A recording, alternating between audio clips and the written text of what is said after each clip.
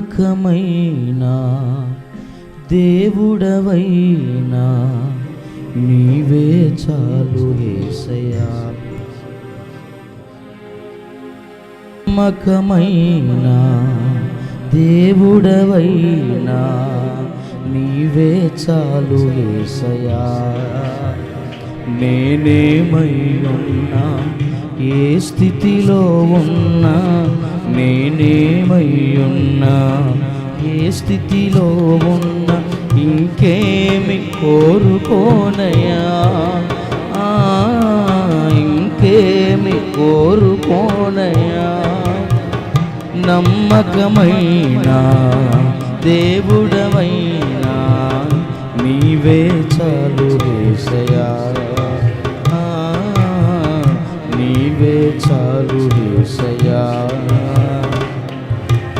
ఆప్తులైన వారే హాని చేయ చూసిన మిత్రులే నిలువకుండినా, ఆప్తులైన వారే హాని చేయ చూసిన మిత్రులే నిలువకుండినా, న్యాయము తీర్చే నీవు మాకుంటే, న్యాయము తీర్చే నీవు మాకుంటే చాలు యేసయ్యా, చాలు యేసయ్యా. నమ్మకమైన దేవుడవై నీవే చాలు యేసయ్యా. నమ్మకమైన దేవుడవైనా నీవే చాలు యేసయ్యా. జ్ఞానమంత చూపి శక్తి ధార పోసిన నష్టమే మిగులకుండినా, జ్ఞానమంత చూపి శక్తి ధార పోసిన నష్టమే మిగులకుండినా, శాపము బాపే నీవు మాకుంటే, శాపము బాపే నీవు మాకుంటే చాలు యేసయ్యా, చాలు యేసయ్యా. నమ్మకమైన దేవుడవై నీవే చాలు యేసయ్యా. నమ్మకమైన దేవుడవైనా నీవే చాలు యేసయ్యా. నేనేమై ఉన్నా ఏ స్థితిలో ఉన్నా, నేనేమై ఉన్నా ఏ స్థితిలో ఉన్నా ఇంకేమి కోరుకోనయ్యా, ఇంకేమి కోరుకోనయ్యా, ఇంకేమి కోరుకోనయ్యా, ఇంకేమి కోరుకోనయ్యా. కష్టకాలమందు గుండె జారిపోయిన గమ్యమే తెలియకుండినా, కష్టకాలమందు గుండె జారిపోయిన గమ్యమే తెలియకుండినా, సాయము చేసే నీవు మాకుంటే, సాయము చేసే నీవు మాకుంటే చాలు యేసయ్యా, చాలు యేసయ్యా. నమ్మక దేవుడవైనా నీవే చాలు యేసయ్యా. నమ్మకమైన దేవుడవైనా నీవే చాలు యేసయ్యా. నేనేమై ఉన్నా ఏ స్థితిలో ఉన్నా, నేనేమై ఉన్నా ఏ స్థితిలో ఉన్నా, నేనేమై ఏ స్థితిలో అందరూ నేనేమై ఉన్నా ఏ స్థితిలో ఉన్నా ఇంకేమి కోరుకోమయ్యా, ఇంకేమి కోరుకోనయ్యా. నేనేమై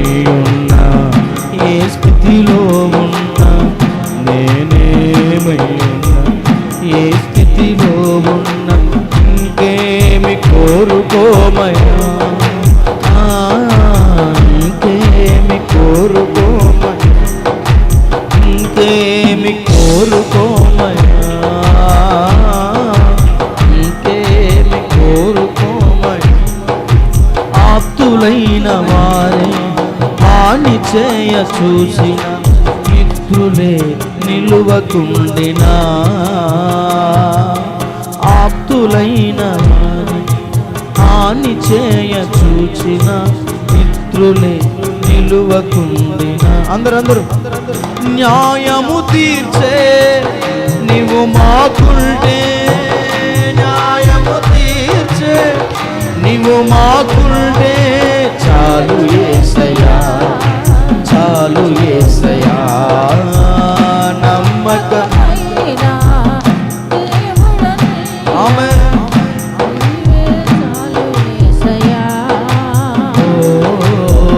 నమ్మకమైన దేవుడవయ్యా నీవే చాలు యేసయ్యా.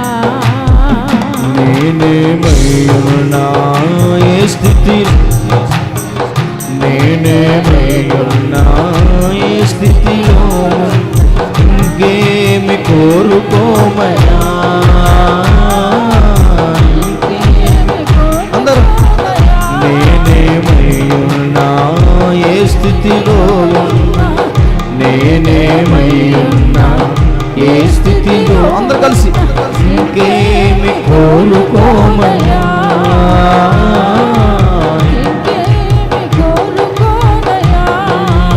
ఇంకేమి కోరుకోమయ్యా, ఇంకేమి కోరుకోమయ్యా.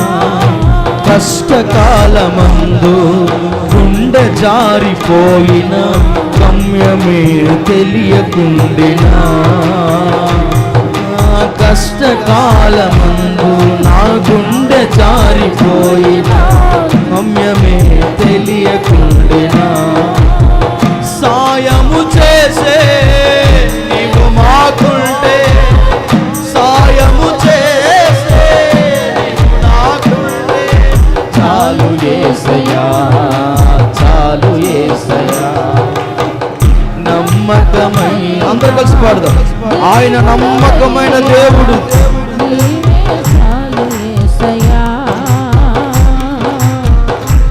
నమ్మకమైన దేవుడవయ్యా నీవే చాలు యేసయ్యా. నమ్మకమైన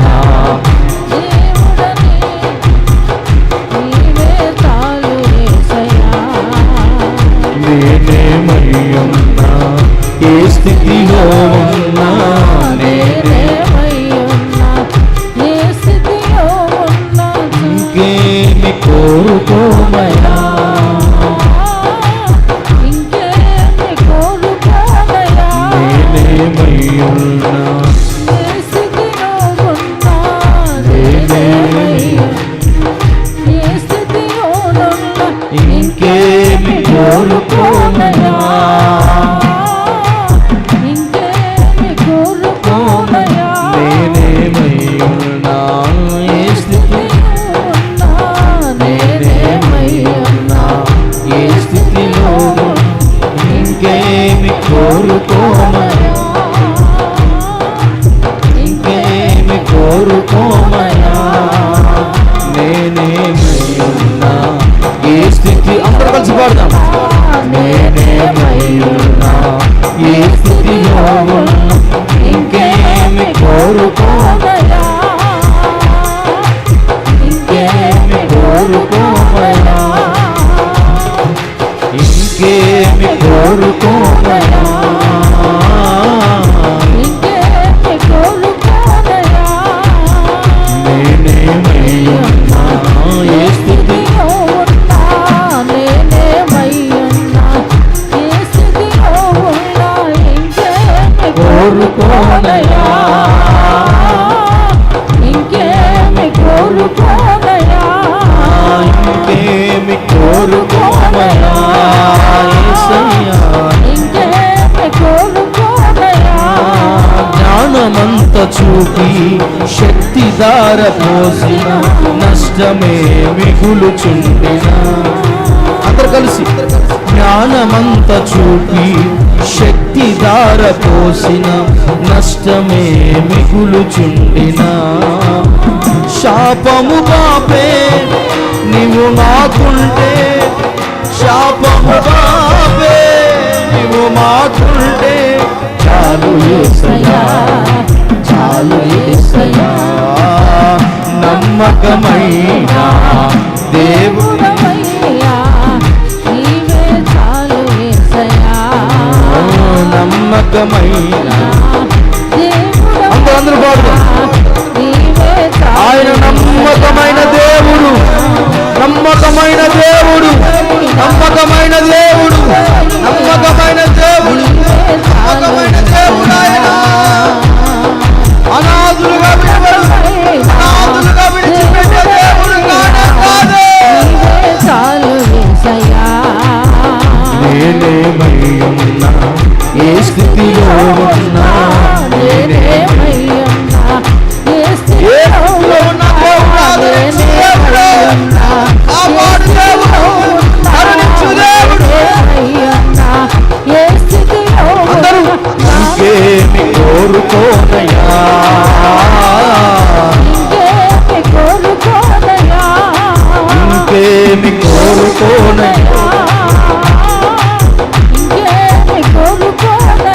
నేనేమై ఉన్నా, ఏ స్థితిలో ఉన్నా, నేనేమై ఉన్నా, ఏ స్థితిలో ఉన్నా, ఇంకేమి కోరుకోనయ్యా,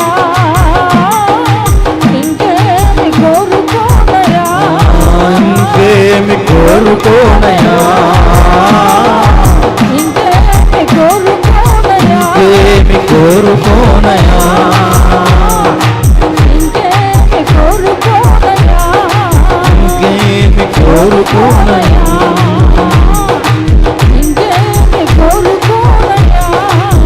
నమ్మకమైన దేవుడవయ్యా నీవే చాలు యేసయ్యా, నమ్మకమైన దేవుడవయ్యా నీవే చాలు యేసయ్యా. నేనేమై ఉన్నా, ఏ స్థితిలో ఉన్నా, నేనేమై ఉన్నా, ఏ స్థితిలో ఉన్నా, ఇంకేమి కోరుకోనయ్యా, ఇంకేమి కోరుకోనయ్యా, ఇంకేమి కోరుకోనయ్యా, ఇంకేమి కోరుకోనయ్యా, ఇంకేమి కోరుకోనయ్యా,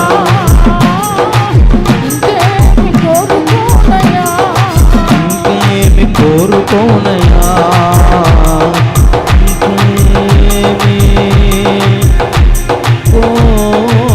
కోరుకోనయ్యా, ఇంకేమి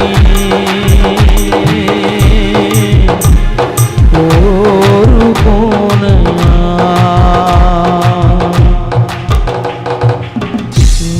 నమ్మకమైన దేవుడవైనా నీవే చాలు యేసయ్యా. నేనేమై ఉన్నా, ఏ స్థితిలో ఉన్నా, నేనేమై ఉన్నా, ఏ స్థితిలో ఉన్నా, ఇంకేమి కోరుకోమయ్యా,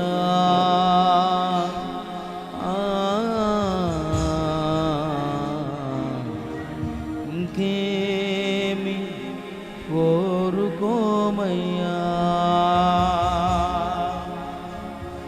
న్యాయము తీర్చే నీవు మాకుంటే, న్యాయము తీర్చే నీవు మాకుంటే, ఇంకేమి కోరుకోమయ్యా,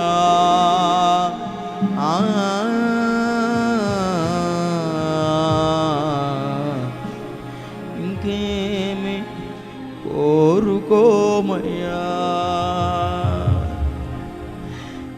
నమ్మకమైన దేవుడవయ్యా, నీవే చాలు యేసయ్యా.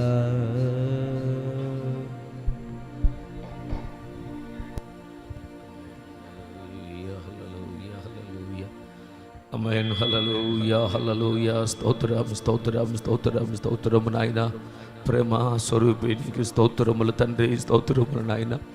వాత్సల్యత గల దేవుడానికి స్తోత్రములు తండ్రి, స్తోత్రములు నాయన. దయా వాత్సల్యత గల దేవుడా నీకు వందనాలు తండ్రి. దయచూపువాడా నీకు వందనాలయ్యా. నీ దయతోనే మేము ప్రభు ఈ జీవితాలు నీ ఎదుట నిలబడగలుగుతాం అయ్యా. నీ దయతోనే మా జీవితాల్లో ప్రభు నీ ఎదుట ఆయన మా లెక్క అప్పగించగలుగుతాం అయ్యా. మీ దయతోనే ప్రభు నీ ఎదుట రాజు వలె నడవగలుగుతాం అయ్యా. నీ దయతోనే మీ ఎదురుకు రాజు వలె నడవగలమయ్యా. నీ దయతోనే మా అడుగుల లెక్క నీకు అప్పగించగలమయ్యా. ప్రభువా మా లెక్క నీకు అప్పగించడానికి ఈ సంవత్సరాన్ని మాకు ఇచ్చినవు తండ్రి. ఈ సంవత్సరంలో మమ్మల్ని ప్రవేశపెట్టినటువంటి ప్రభువా మా ఇష్టానుసారంగా బ్రతుకమని కాదయ్యా. మాలో మేము మెలకు తెచ్చుకొని వివేకం కలవారమై ప్రభువా మా అంతర్యపు యొక్క స్వభావాలను తండ్రి, మా ఆలోచనలను నాయన, మా తలంపులు ప్రభువా, మా చూపు నడక ప్రవర్తన అంతటి విషయమై తండ్రి నీకు లెక్క అప్పగించే వారమై ఉండాలయ్యా.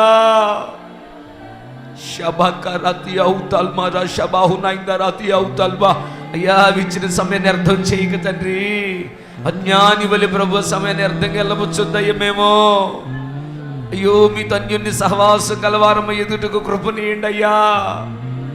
నీతో లోతుగా సహవాసం చేయవారిని మమ్మల్ని చేసిన అయినా మాకు మెలుగునిచ్చి నడిపిస్తారని నమ్ముతున్నావు అయ్యా. గడిచిన దినములన్నీ నీలో భద్రపరిచారు ప్రభువా. మొదటి నెలలో, రెండవ నెలలో మమ్మల్ని కాపాడి భద్రపరిచి 3వ మాసంలో ప్రవేశపెట్టిన ఆయన ఈ 3వ నెలలో మొదటి దినమున ప్రభు, మొదటి వారంలో ప్రభు మమ్మల్ని సమకూరుస్తూ వచ్చింది ప్రత్యేక వందనాలు చెల్లిస్తున్నాం అయ్యా. గడిచి మాకు ముందు ఉన్నటువంటి ప్రభు ఈ 3 వారాలు మేము ఎలాగో నడవాలను తండ్రి, ఎలాగే 4 వారాలు ఎదుట జీవించాలను ప్రభువా నాయన. 4 వారాలు ప్రభు నీకు లెక్కలు అప్పగించాల్సిన వారమైనమని నీ దయతోనే ప్రభు మా సమయాన్ని ప్రభు నాయన మీరు ఇచ్చిన విలువైన సమయాన్ని ప్రభు అర్థం చేయక తండ్రి సిద్ధపట్టుకు నాయన లెక్క అప్పగించే వారి వల్ల ఉండుటకు తండ్రి కావలసిన కృపతో మెలుకుతూ మమ్మల్ని నింపమని అడుగుతున్నానయ్యా. కనికరించండి అయ్యా, కృప చూపండి అయ్యా. ఓ మా మంచి బోధకుడా దయచేసిన తను మా మధ్యలోకి దిగి వచ్చి అయ్యా మీరు బోధిస్తే మేము వినగలుగుతామయ్యా. పరిశుద్ధాత్ముడా కనికరించి తండ్రి నేను తగ్గాలి, మీరు మాత్రమే చించబడాలయ్యా, మీకు మాత్రమే మహిమ కలగాల తండ్రి. ఇంతవరకు నాయన పాటల ద్వారా, స్తుతి ఆరాధన, కీర్తన బాగోనించి తండ్రి నీ సన్నిధిని మాతో నడిపిస్తూ వచ్చినందుకు మీ ప్రత్యేక వందనాలు చెల్లిస్తున్నామయ్యా. ఈ ముందున్న సమయం మీ హస్తాలకు అప్పగించుకుంటున్నాను తండ్రి. మా మంచి బోధకులుగా ఉపదేశకులుగా మా మధ్యలో ప్రత్యక్షమైనందుకై మీకే మహిమ కలుగును గాక. మా అందరికి వినే చెవులు గ్రహించే మనసును మాకు దయచేయండి అయ్యా. మీ ఆలోచన చేత నడిపించి తర్వాతకి మీ మహిమలో మమ్మల్ని చేర్చుకుంటారని ఆశపడుతూ ఘనత, మహిమ, కీర్తి, ప్రభావాలు మీకే ఆరోపిస్తున్నాను నాయన. అయ్యా మీ బాధ కొరకు, మీ మాటల కొరకు ఎదురు చూస్తుండగా సహాయం చేయండి. మీ వాక్యం వెళ్ళడగుతుండగానే మా హృదయంలో మా మనోనేత్రాలకు పట్టిన చీకటి తొలగించబడును గాక. మీ వాక్యం వెళ్ళడగుతుండగానే మాలో మృతతుల్యమైన మా జీవితాలు యేసు నామములో సజీవులుగా సంపూర్ణంగా మార్చబడుదుము గాక. మీ సత్యవాక్యంతో నాయన సత్యంలో బ్రతుకుతున్న మమ్మలను సత్య సంబంధులుగా సత్య మార్గంలో నిలబెట్టును గాక. వినే చెవులను, గ్రహించే మనస్సును, అర్థం చేసుకునే హృదయాన్ని మాకు అనుగ్రహించి మీరు మహిమ తెచ్చుకుంటారని యేసుక్రీస్తు ప్రభు పరిశుద్ధమైన నామమున ప్రార్థించి నేను అడిగి పొందుకొనున్నాం మా తండ్రి. ఆమేన్. కూర్చుందాం వెళ్ళరా.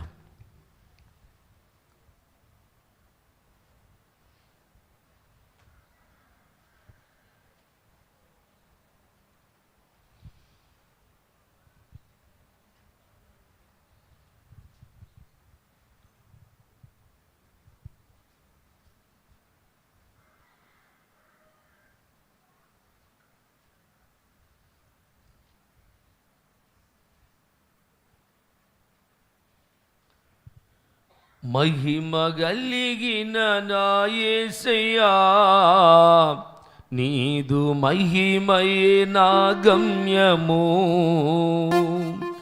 కనికరము గల నా యేసయ్యా కనికరించితివి ఈ దీనుని, మహిమ కలిగిన నా యేసయ్యా, నీదు మహిమయ నా గమ్యము, కనికరము గల నా యేసయ్యా, కనికరించితివి ఈ దీనుని, ఆరాధింతును వాత్సల్యపూర్ణుడని, ఆరాధింతును కనికరపూర్ణుడని, ఆరాధింతును నా యేసయ్యా నిన్నే, ఆరాధింతును నా యేసయ్యా, మహిమ కలిగిన నా యేసయ్యా, నీదు మహిమయే నా గమ్యము, కనికరము గల నా యేసయ్యా, కనికరించితివి ఈ దీనుని.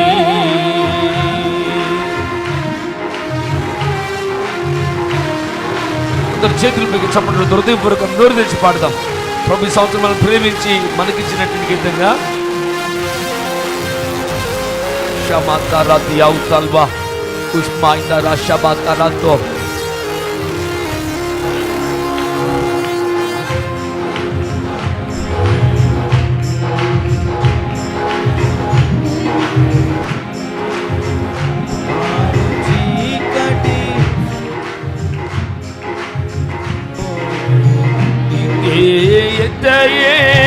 లేని నన్ను విడువలేదెన్నడూ.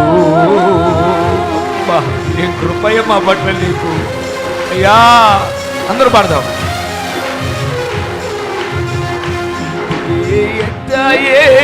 లేని నన్ను విడువలేదెన్నడూ, కఠిన హృదయము కలిగిన నన్ను మరువలేదెన్నడూ. జయమతరత్యా మనశివహుతమరతో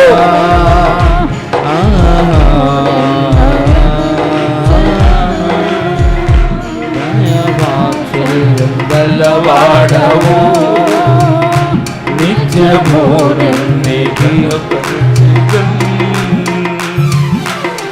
మహిమ కలిగిన నా యేసయ్యా, నీదు మహిమయే నా గమ్యము, కనికరము గల నా యేసయ్యా, కనికరించితివి ఈ దీనుని.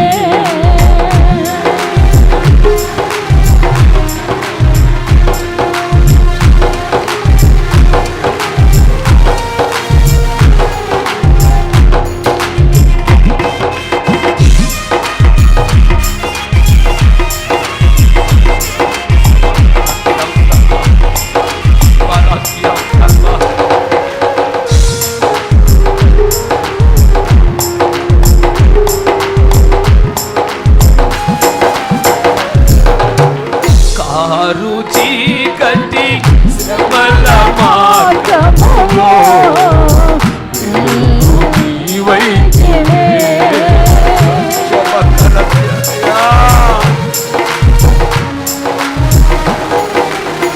కారు చీకటి శ్రమల మార్గములో వెలుగు నీవైతివే. అపాయము చేరనీయక నాకు తోడుంటివే. వాత్సల్యం గలవాడము నిత్యము నిన్నే కీర్తించెదను. బహు వాత్సల్యం గలవాడము నిత్యము నిన్నే కీర్తించెదను. మహిమ కలిగిన నా యేసయ్యా, నీదు మహిమయే నా గమ్యము, కనికరము గల నా యేసయ్యా, కనికరించితివి ఈ దీనుని.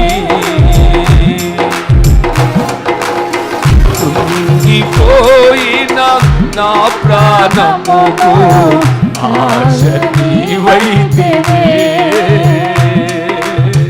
వాగ్దానములతో బలపరచి సాక్షిగా నిలిపినావు.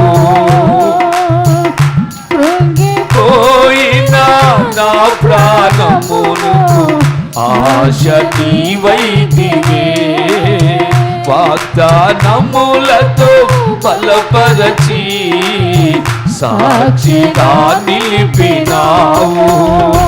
గొప్ప వాత్సల్యం గలవాడవు, సమకూర్చి స్థిరపరచినావు. గొప్ప వాత్సల్యం గలవాడవు, సమకూర్చి స్థిరపరచినావు. బహు వాత్సల్యం గలవాడవు,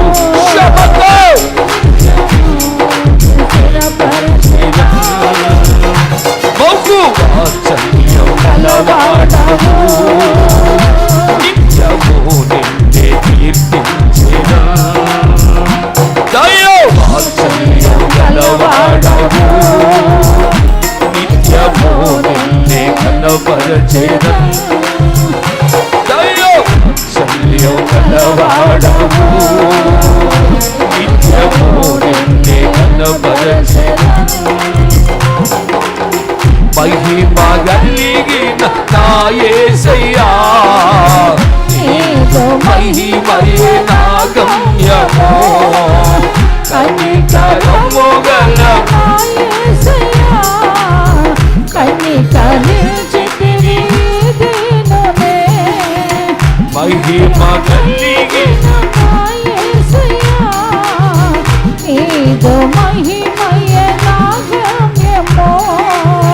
కనికరము గల నా యేసయ్యా, కనికరించితివి దీనునే. ఆరాధింతును ఆకల్యపూర్ణుడని, ఆరాధింతును కనికరపూర్ణుడని, ఆరాధింతును వాత్సల్యపూర్ణుడని, ఆరాధింతును కనికరపూర్ణుడని, ఆరాధింతును నా యేసయ్యా నిన్నే, ఆరాధింతును నా యేసయ్యా నిన్నే, ఆరాధింతును నా యేసయ్యా నిన్నే, ఆరాధింతును నా యేసయ్యా నిన్నే, ఆరాధింతును నా యేసయ్యా నిన్నే, ఆరాధింతును నా యేసయ్యా నిన్నే, ఆరాధింతును నా యేసయ్యా, ఆరాధింతును నా యేసయ్యా నిన్నే, ఆరాధింతును నా యేసయ్యా నిన్నే, ఆరాధింతును నా యేసయ్యా నిన్నే, ఆరాధింతును నా యేసయ్యా నిన్నే, ఆరాధింతును నా యేసయ్యా, ఆరాధింతును నా యేసయ్యా, ఆరాధింతును నా యేసయ్యా నిన్నే. Shamakaratia utalmada shabahuna itaratia.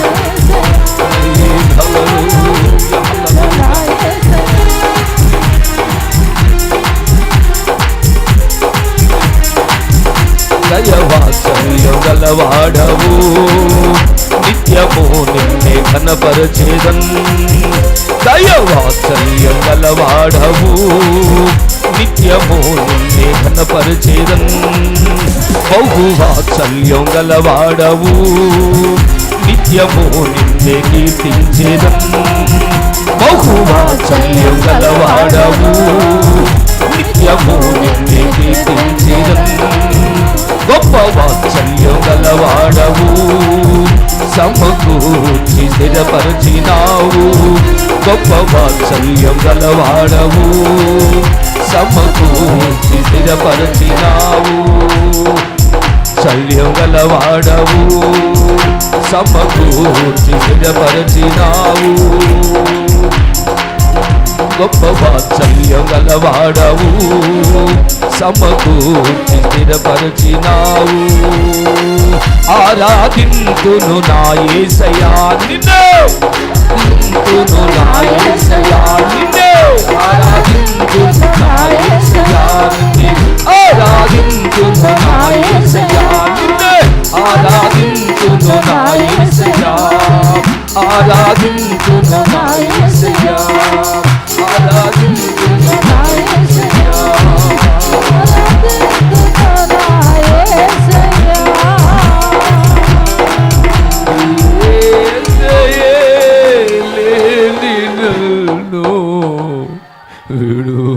విడువలేదన్నడు కఠిన హృదయము కలిగిన నన్ను మరువలేదన్నడు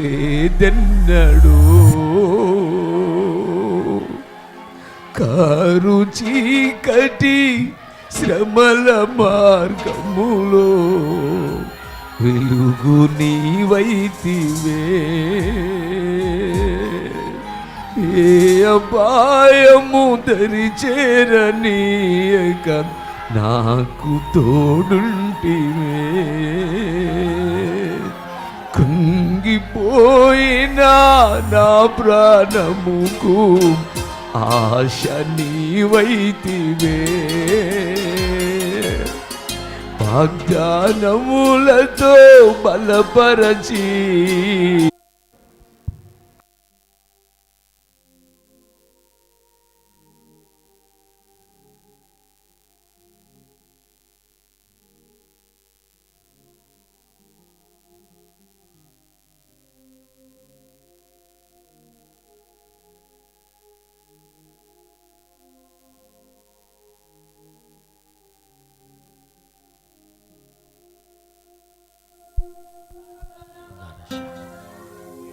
ప్రభు యొక్క ఆశలకు ఆలోచనలకు అని చిత్తానికి అప్పగించుకుని నడుచుకుని కృపతో నింపి నడిపించమని చేతులెత్తి ప్రభు నేసేనామని స్తోత్రింతమో స్తోత్రం స్తోత్రం స్తోత్రం స్తోత్రం స్తోత్రం స్తోత్రం స్తోత్రం స్తోత్రం స్తోత్రం స్తోత్రం. ప్రభు వర్తమానం ద్వారా కూడా మన జీవితాలతో సూటిగా నేరుగా తేటగా మాట్లాడి కృపనిచ్చి నడిపించమని ప్రభు నేసేనామని చేతులెత్తి స్తోత్రింతమో స్తోత్రం స్తోత్రం స్తోత్రం స్తోత్రం స్తోత్రం స్తోత్రం స్తోత్రం. సత్యవాక్యం సరిగా విభజించే కృపతోనూ సరిగా అర్థం చేసుకునే జ్ఞానంతో ప్రభుని నడిపించమని యేసేనామని స్తోత్రింతము స్తోత్రం స్తోత్రం స్తోత్రం స్తోత్రం స్తోత్రం స్తోత్రం స్తోత్రం. బలహీనతోని ప్రార్థన సహాయం కోని బిడ్డల జీవితాల్లో ఎందరే బలహీనతో ఏ పరిస్థితుల్లో ఏ స్థితిలో ఏ ఆలోచనతో ప్రభు సన్నిధికి వచ్చారు ప్రతి ఒక్కరిని ప్రభు తన వాకు ద్వారా దర్శించినట్లుగా ఇక ముందు దర్శించి దేవుడు ముందును నడిపించే సహాయం చేయను ప్రభు యేసేనామని చేతులెత్తి స్తోత్రింతము స్తోత్రం స్తోత్రం స్తోత్రం స్తోత్రం స్తోత్రం స్తోత్రం స్తోత్రం. ఆమేన్. కూర్చుందాం బిడ్డరా. దేవుని యొక్క వాక్యంలో పరిశుద్ధ గ్రంథంలో వాక్యాన్ని ధ్యానించడానికి ముందుగా దేవుడు మనల్ని ప్రేమించి ఈ 2022లో ప్రవేశపెట్టి ఈ 3వ నెలలో ఈ మొదటి వారంలో ఆయన సన్నిధి చేరి స్తుతించడానికి ప్రభు మన కృపనిచ్చాడు. ఈ యొక్క వారానికి దేవుడు మనకిచ్చినటువంటి మరి క్యాలెండర్ వాగ్దానం మీరు చదివి ఉంటారు. ఒకసారి చూడండి పరిశుద్ధ గ్రంథంలో నెహెమ్యా గ్రంథము 9వ అధ్యాయము 17వ వాక్యం చదువుకుందాం. నెహెమ్యా 9:17. దయచేసి కొంచెం సిస్టర్స్ కొంచెం ముందు కూర్చోండి, కొంచెం జరగాల అటు అందరు. ఈ ప్లేస్ ఎవరికమ్మా ఇక్కడ ఎవరికి ఉంచారు? అది ఏమన్నా అసలు ముందుకు రండి, కంప్లీట్ చేయాలి దాన్ని. కొంచెం సర్దుకోవాలి ముందుకు. మీరు వెనక పాప వాళ్ళు బయట కూర్చున్నారు, అటుపక్క కూర్చుంటున్నారు వాళ్ళు. కొంచెం జస్ట్ కొద్దిగా మా ముందు జరగాలి. నేను చెప్పేది ఏంటంటే తొందరగా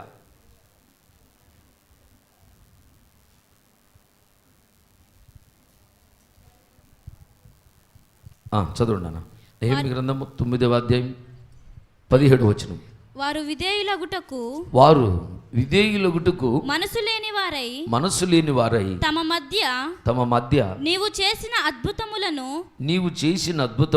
జ్ఞాపకము చేసుకొనక తమ మనసును కఠినపరుచుకొని తాముండు వచ్చిన దాస్యపు దేశమునకు తిరిగి వెళ్ళుటకు ఒక అధికారిని కోరుకొని నీ మీద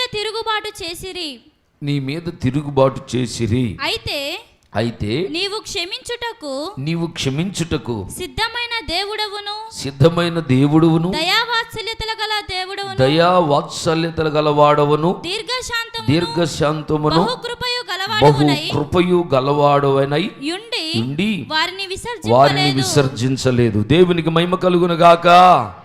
హల్లెలూయా, హల్లెలూయా. ప్రభు మనకిచ్చినటువంటి మరి ఆ కొత్త గీతంలో ఉన్నటువంటి మాట అదే దేవుడిచ్చిన వాగ్దానం బిడ్డరా.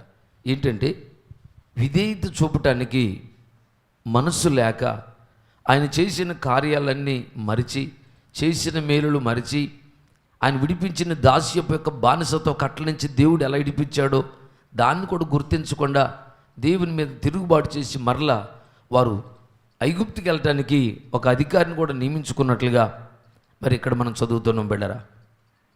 అదే దేవుడు మనకి సంవత్సరం పాటలో కూడా విధేయత లేనటువంటి మనల్ని ఆయన ఏం చేసంట, విధేయతయే లేని నన్ను విడువలేదెన్నడు, కఠిన హృదయము కలిగిన నన్ను మరువలేదెన్నడు. విధేయతయే లేని నన్ను విడువలేదెన్నడు, కఠిన హృదయము కలిగిన నన్ను మరువలేదెన్నడు. దయావాత్సల్యం గలవాడవు, నిత్యము నిన్నే ఘనపరచెదన్.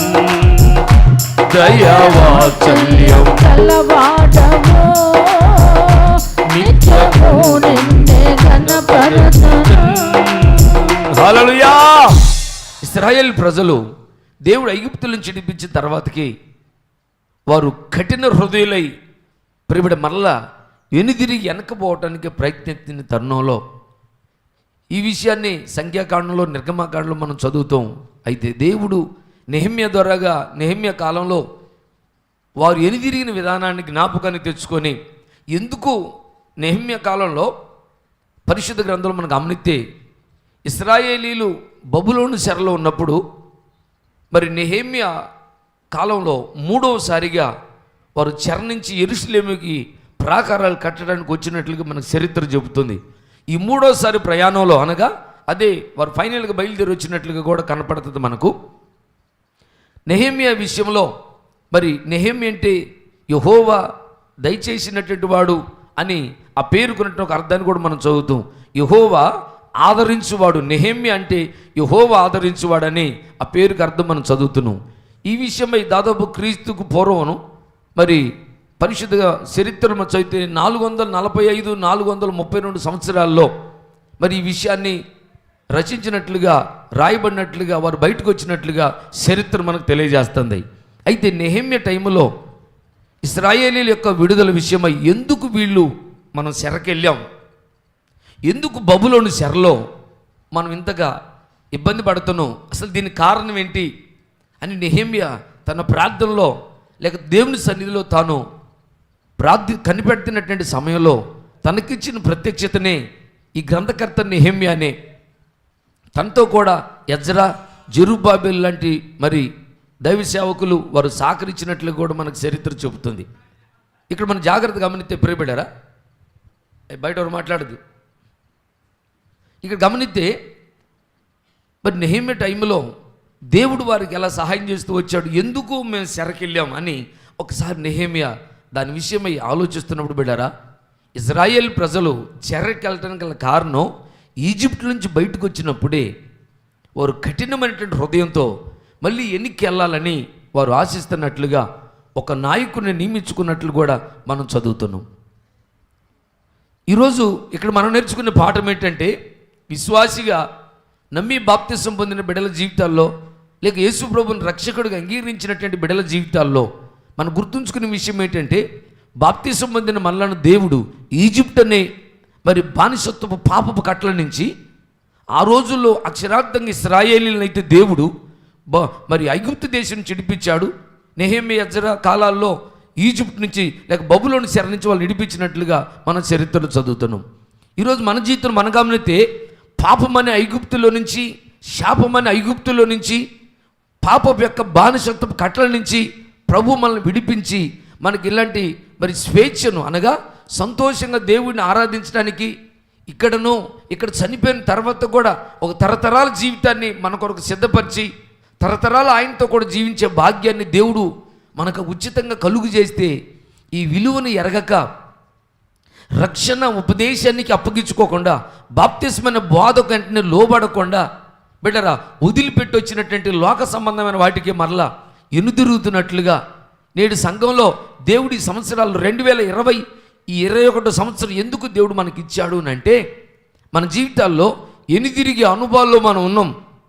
మనం దేవుని ఎదుట నిలబడటానికి ఆ సంపూర్ణత కనపట్టలేదు. క్రీస్తు యేసును కలిగిన సంపూర్ణత మనలో లేదు కానీ దయతోనే ఆయన దయా వాత్సల్యత గలవాడు. ఈ 2 నెలలకు మనకి ఇచ్చిన వాగ్దానం ఏంటంటే ఆయన దయా వాత్సల్యత గల దేవుడు, దయచూపే దేవుడు, ఆయన క్షమించుటకు సిద్ధమైన మనసు గలవాడంట. అట్లాంటి దేవుడు దయతో క్రీస్తు యేసును కలిగిన సంపూర్ణతకు సమానమైన సంపూర్ణత గల వారికి మనం మార్చబడలేదని ఎరిగి దయతో వాత్సల్యతతో మనకి సమయాన్ని ఇచ్చాడు. ఎందుకు ఈరోజు మనం బ్రతుకున్నామంటే మన జ్ఞానం కాదు, మన తెలివితేటలు కాదు, మన ఆరోగ్యం కాదు, నా ప్రియమైనటువంటి బిడ్డరా మనం తినే ఫుడ్ కాదు, నువ్వు వాడిన మెడిసిన్ కాదు, లేక నువ్వు చేసినటువంటి మరి నేను చక్కగా పొద్దుటే లేచినప్పుడు చక్కగా శానిటైజర్ వేస్తున్నాను, లేకపోతే బయటికి వెళ్తే మాస్కో పెట్టుకుంటున్నాను, లోనకు వస్తున్నప్పుడు చాలా శుభ్రంగా వస్తున్నాను అని అనుకుంటూ అది కూడా కాదండి.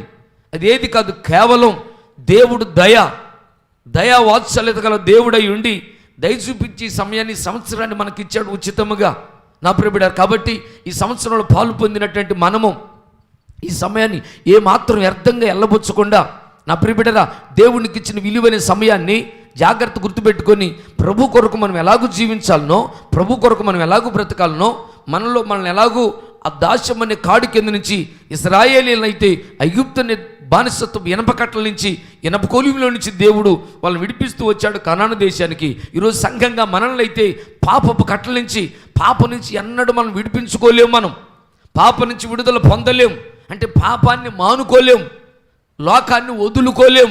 అలాంటి జీవితంలో ఉన్న మనలను దయతో లోకాన్ని మరిచిపోజేసి, లోకాశలు మరిచిపోజేసి, లోక ఆడంబర జీవితాలను మరిచిపోజేసి, మణిమాణిక్యాలను మరిచిపోజేసి దేవుని యొక్క మార్గంలో శ్రేష్టమైనటువంటి పాలుతేలు ప్రవహించే కానాను దేశానికి ఇశ్రాయేలు నడిచినట్లుగా మనలకు శ్రేష్టమైన పరసంబంధమైన కానాను కొరకు మనల్ని సిద్ధపరిచి ఆ క్రీస్తు తన మార్గంలో మరి కనాను అనగా శ్రేష్టమైన సియోను యొక్క మార్గాల్లో మనం నడిపిస్తుంటే బిడ్డరా ఈరోజు మనం కూడా ఆత్మీయ జీవితాల్లో ఎనుదిరుగుతూ కఠినమైన హృదయం కలిగి మనం చదువుతున్నాం సార్ నెహెమ్యా గ్రంథం 9వ అధ్యాయం. వారు విధేయులగుటకు మనసు లేని వారై. చూడండి ప్రియబిడ్డారా, మొదటి విషయాన్ని మనం ఒకసారి గమనించినట్టయితే దేవుడు ఎంత కృపనిచ్చాడంటే వారి అన్నిటికీ కూడా దేవుడు వారిని విడిపించడానికి పరలోకం నుంచి దిగి రాకపోతే వారు ఈజిప్ట్లో నుంచి ఐగుప్తు నుంచి బయటకు వచ్చేవారు కాదు. దేవుడు చొరవ చేయకపోతే ఆయన బాధ్యత తీసుకొని ఆయన అంటాడు మోసేతో 3వ అధ్యాయం నిర్గమాకాండంలో చూడండి ఏమంటాడు, నిర్గమాకాండం 3వ అధ్యాయం 7వ వచనం, నేను వారిని విడిపించుటకు దిగి వచ్చినానంటాడా. మరియు యెహోవా ఇట్లనెను, నేను ఐగుప్తులోనున్న నా ప్రజల బాధను నిశ్చయంగా నేను చూచాను. పనులలో తమ్మును కష్టపెట్టే వారిని బట్టి వారు పెట్టిన మొర నేను విన్నాను. వారి దుఃఖాలు నాకు తెలిసే ఉన్నవి. కాబట్టి ఐగుప్తీయుల చేతిలో నుండి గుర్తుపెట్టుకోవాలి మాట, ఐగుప్తీయుల చేతిలో నుండి వారిని విడిపించుటకు ఆ దేశములో నుండి విశాలమైన మంచి దేశమునకు అనగా కనానీయులకు, హిత్తీయులకు, అమోరీయులకు, పెరిజ్జీయులకు, హివ్వీయులకు, యోబూసీయులకు నివాస స్థానమై పాలు తేనెలు ప్రవహించు దేశమునకు వారిని నడిపించుటకు దిగి వచ్చి ఉన్నాను. దేవుని నామమున మహిమ కలుగును. చేతులు చప్పట్లు ప్రభువును కనపడదాం. దేవునికి మహిమ కలుగును గాక, ప్రభు నామానికి మహిమ కలుగును గాక. చూడండి ప్రియబిడ్డారా, ఆయన దేవుడు, మన మనుషులు. ఆయన అక్కడుండి ఒక మాట చెబితే మనం కూర్చున్నటువంటి భూమండలం ఒక్క మాటతోనే ఈ అగాధ జలముల్లో 6 నెలల కనపడునుగా కంటే ఇది సమకూర్చబడి కనపడుతూ వచ్చింది. ఇంత పెద్ద విశాలమైన ఆకాశము, మరి ఆకాశము విశాలం కలుగునుగా కని చెప్పంటే ఎంత ఎత్తుందో ఈ విశాలం అంతా ఒక మాటతో కలిగింది. బిడ్డరా, ఆయన ఒక మాట చెబితే ఇప్పుడు ఈ ప్రకృతి అంతట్లో దేవుడు నియమించినటువంటి శూన్యంలో మనకు తెలియనివి, మనకు కనిపించని ఎన్నో గ్రహాలు ఉన్నాయి, ఎన్నో కొన్ని కోట్ల నక్షత్రాలు ఉన్నాయి. ఇవన్నీ ఆయన ఒక్క మాటతో కలుగు చేశాడు. ఇంతటి పరాక్రమం కలిగిన దేవుడు, ఇంతటి ఘనుడు. ఒకసారి ఆలోచించండి, ఒక మనిషిని లేక ఒక 40 లక్షల మందిని ఇడిపించటానికి ఆయన ఏమని చెబుతున్నాడంటే, నేను వారిని విడిపించటానికి నేను దిగి వచ్చినాను. హల్లెలూయా.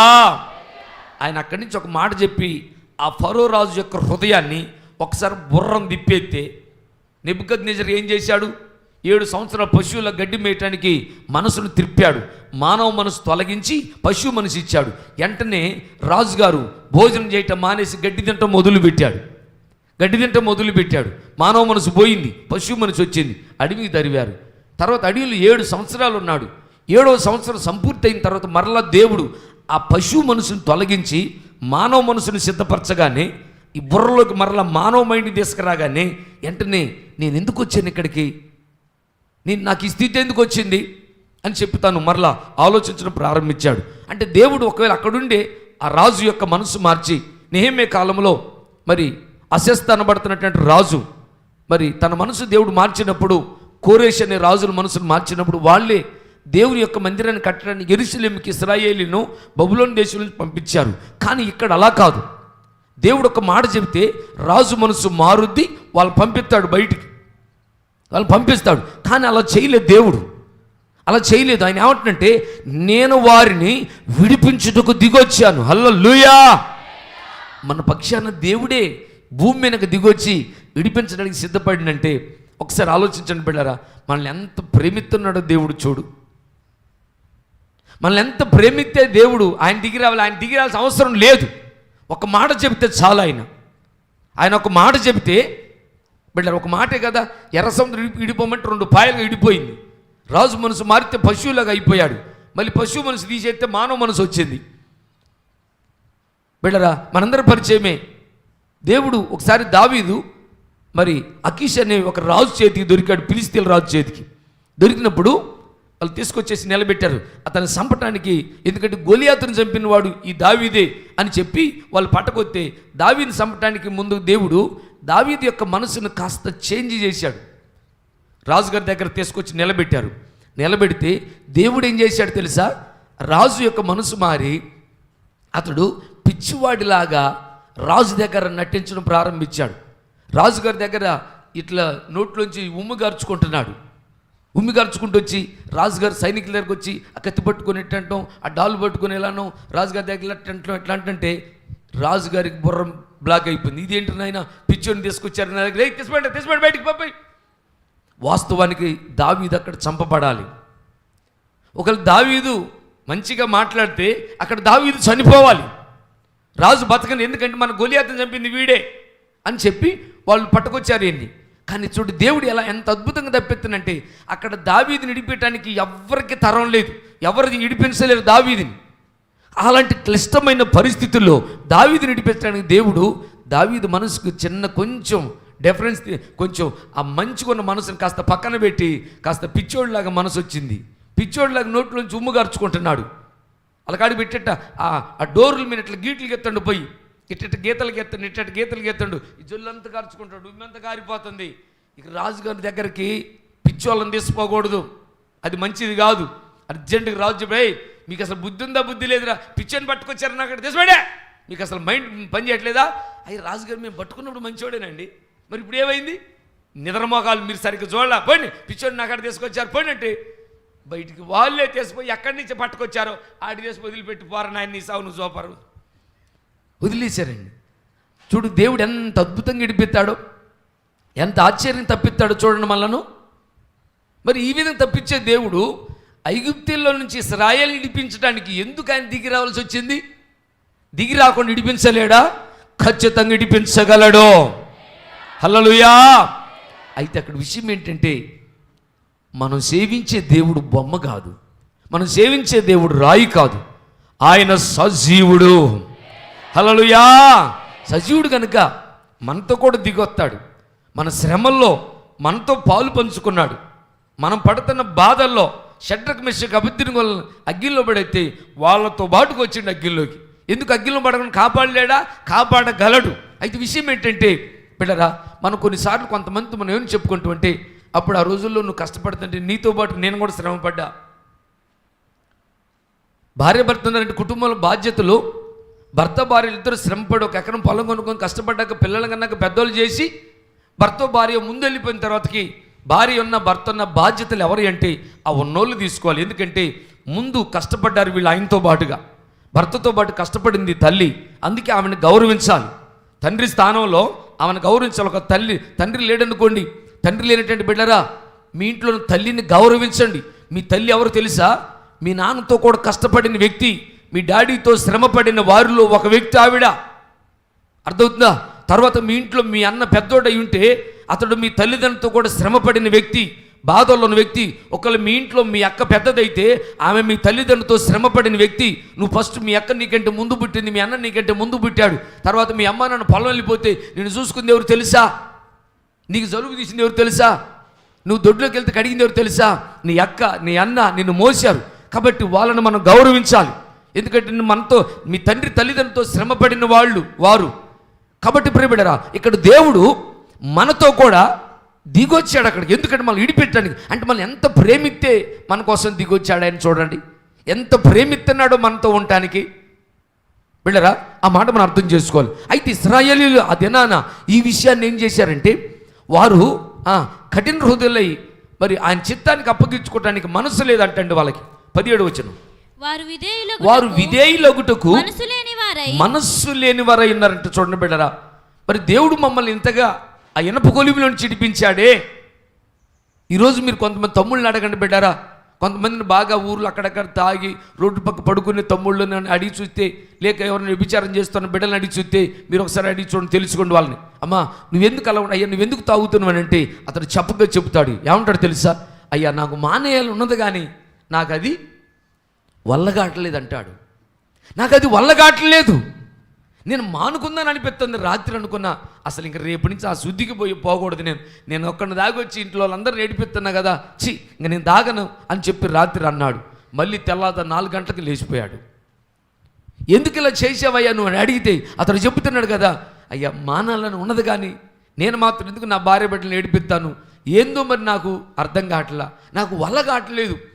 తెల్లారుజాము అవుతుంటే ప్యానం లాగుతుంది, పద భార్య అని కొడుకు అని బిడ్డ అని తిన్నారా తినలేదా, వాళ్ళు ఏం చదువుతున్నారు ఏం చేస్తున్నారు అనేది కూడా నాకు లేదు. ఒకటే తాగాలి, పోవాలి తాగాలి అన్నది ఒకటే నాకు కనపడుతుంది. ఎందుకు తెలుసా?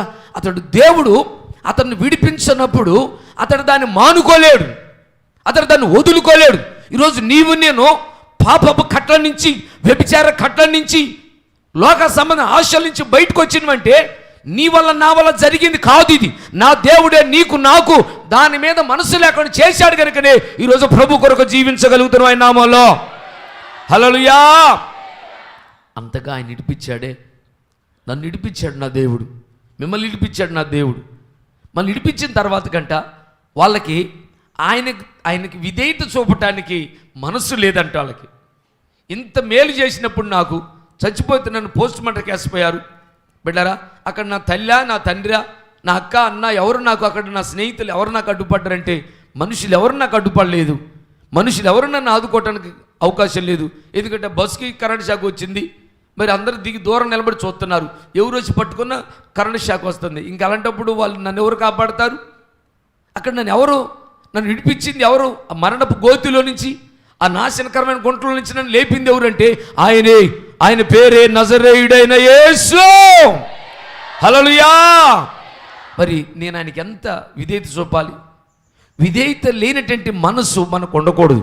ఎంతైనా ఆయనకు విధేయత కలిగినటువంటి మనస్సే రక్షించబడినటువంటి బిడ్డలారా, ఈరోజును గుర్తుంచుకో. ఈ యొక్క మన దేవుడు ఈ నెలలో, ఈ 2 నెలల్లో లేక ఆయన సమీపించేంత వరకు నీ పట్ల నా పట్ల దయ వాత్సల్యత గల దేవుడిగా నీకు నీ పిల్లలకు నీ పక్షాన్ని నిలబడాలంటే మన జీవితంలో ఎల్లప్పుడూ ఉండాల్సింది విధేయత కలిగినటువంటి మనస్సు. గట్టి చెప్పాలి. ఈ మనసు ఇశ్రాయేలు లేదని నెహెమ్యా బాధపడుతూ ఈ విషయాన్ని వ్యక్తం చేస్తున్నాడు. అయితే ఆ రోజు వారు విడిపించబడటానికి వాళ్ళు నడిపించిన దేవుడు వారు విధేయులైనంత వరకు సంతోషం నడిపిస్తూ తీసుకొచ్చాడు. ఈరోజు వీళ్ళు బబులోను చెరకు వెళ్ళిపోయారు. బబులోను చెరలో కూడా బయటికి రావాలంటే నెహెమ్యాకు నేర్పించిన పాఠం ఏంటంటే, దేవుని యొక్క సంకల్పానికి, దేవుని యొక్క చిత్తానికి నేనేమవ్వాలి? లోబడే ఓ విధేయత కలిగినటువంటి మనసు కలిగి ఉండాలి. చెప్పండి, ఏ మనసు అంట? విధేయత చూపే మనసు వారు లేకుండా ఉన్నారు ఈరోజు. అందుకే చెరకు వెళ్ళిపోయారు.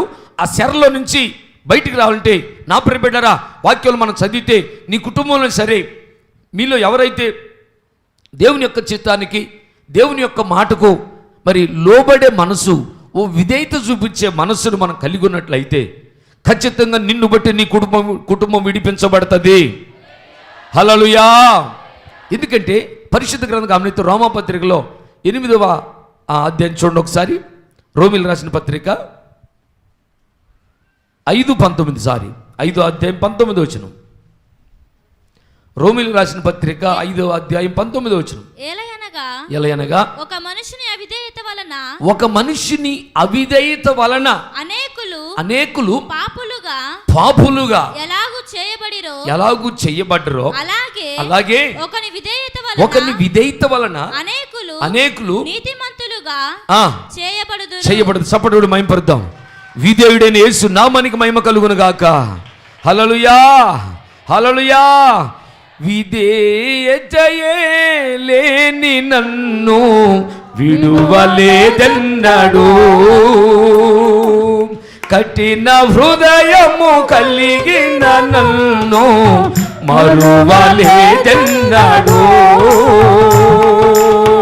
విధేయతయే లేని విడువలేదన్నాడు. హల్లెలూయా. చూడండి ప్రియబిడ్డలారా, ఒక విధేయత అనేది అనగా చెరలోకి, బానిసత్వపు సంఖ్యలోకి పంపించగలిగేది ఏంటంటే, నీ భర్త అయినా, నీ కుటుంబం అయినా, నీ పిల్లలైనా ఈరోజు విడిపించబడకుండా ఉండాలంటే ఎవరు? సాతాన్ని కట్టిన కట్టల నుంచి ఇంకా వీళ్ళు విడిపించబడలేదంటే వాళ్ళు ఎలాగున్నారు? వాళ్ళు పాపాన్ని మానలేరు, ఆరాధన రాలేరు, క్రమాన్ని పాటించలేరు, దేవునికి విధేయత చూపలేరు, దేవునికి లోబడలేరు, మంచికి లోబడరు, తల్లిదండ్రులు లోబడరు, బంధువులకు లోబడరు, భర్తకు లోబడరు, భార్యకు లోబడరు, ఒకరికొకరు విధేయత అనేది ఉండదండి. బిళ్ళరా, నెహెమ్యా ఏం గుర్తుపట్టాడంటే, వారు లోబడటానికి విధేయత లేదు కనుకనే చెరకెళ్ళారు, చెరలో ఉన్నారు. మేము కూడా విధేయత లేదు కనుకనే దేవుని చిత్తానికి అప్పగించుకొని దేవుని యొక్క వాక్యానికి లోబడే మనసు మాలో లేదు కనుకనే 10 ఆజ్ఞల్లో 1 ఆజ్ఞ, 4 ఆజ్ఞ, 3 ఆజ్ఞ విశ్రాంత దినాన్ని పరిశుద్ధంగా ఆచరించే మనసు లేదు. కాబట్టి ఇశ్రాయేలీలు కూడా 70 సంవత్సరాలు బబులోను చెరకెళ్ళిపోయారు, చర్చికి తాళం వేశారు, మందిరాలన్నీ మూయబడ్డాయి, గుమ్మాలన్నీ ఓడదీయబడ్డాయి, గుమ్మాలన్నీ కాలిపోయినాయి, యెరూషలేము గుమ్మాలన్నీ కాలిపోయినాయి, మందిరం అంతా పాడైపోయింది. దీనికి గల కారణం ఏంటంటే ఒక విధేయత లేక ఎవరైతే విధేయత, రోమపత్రిక 5:19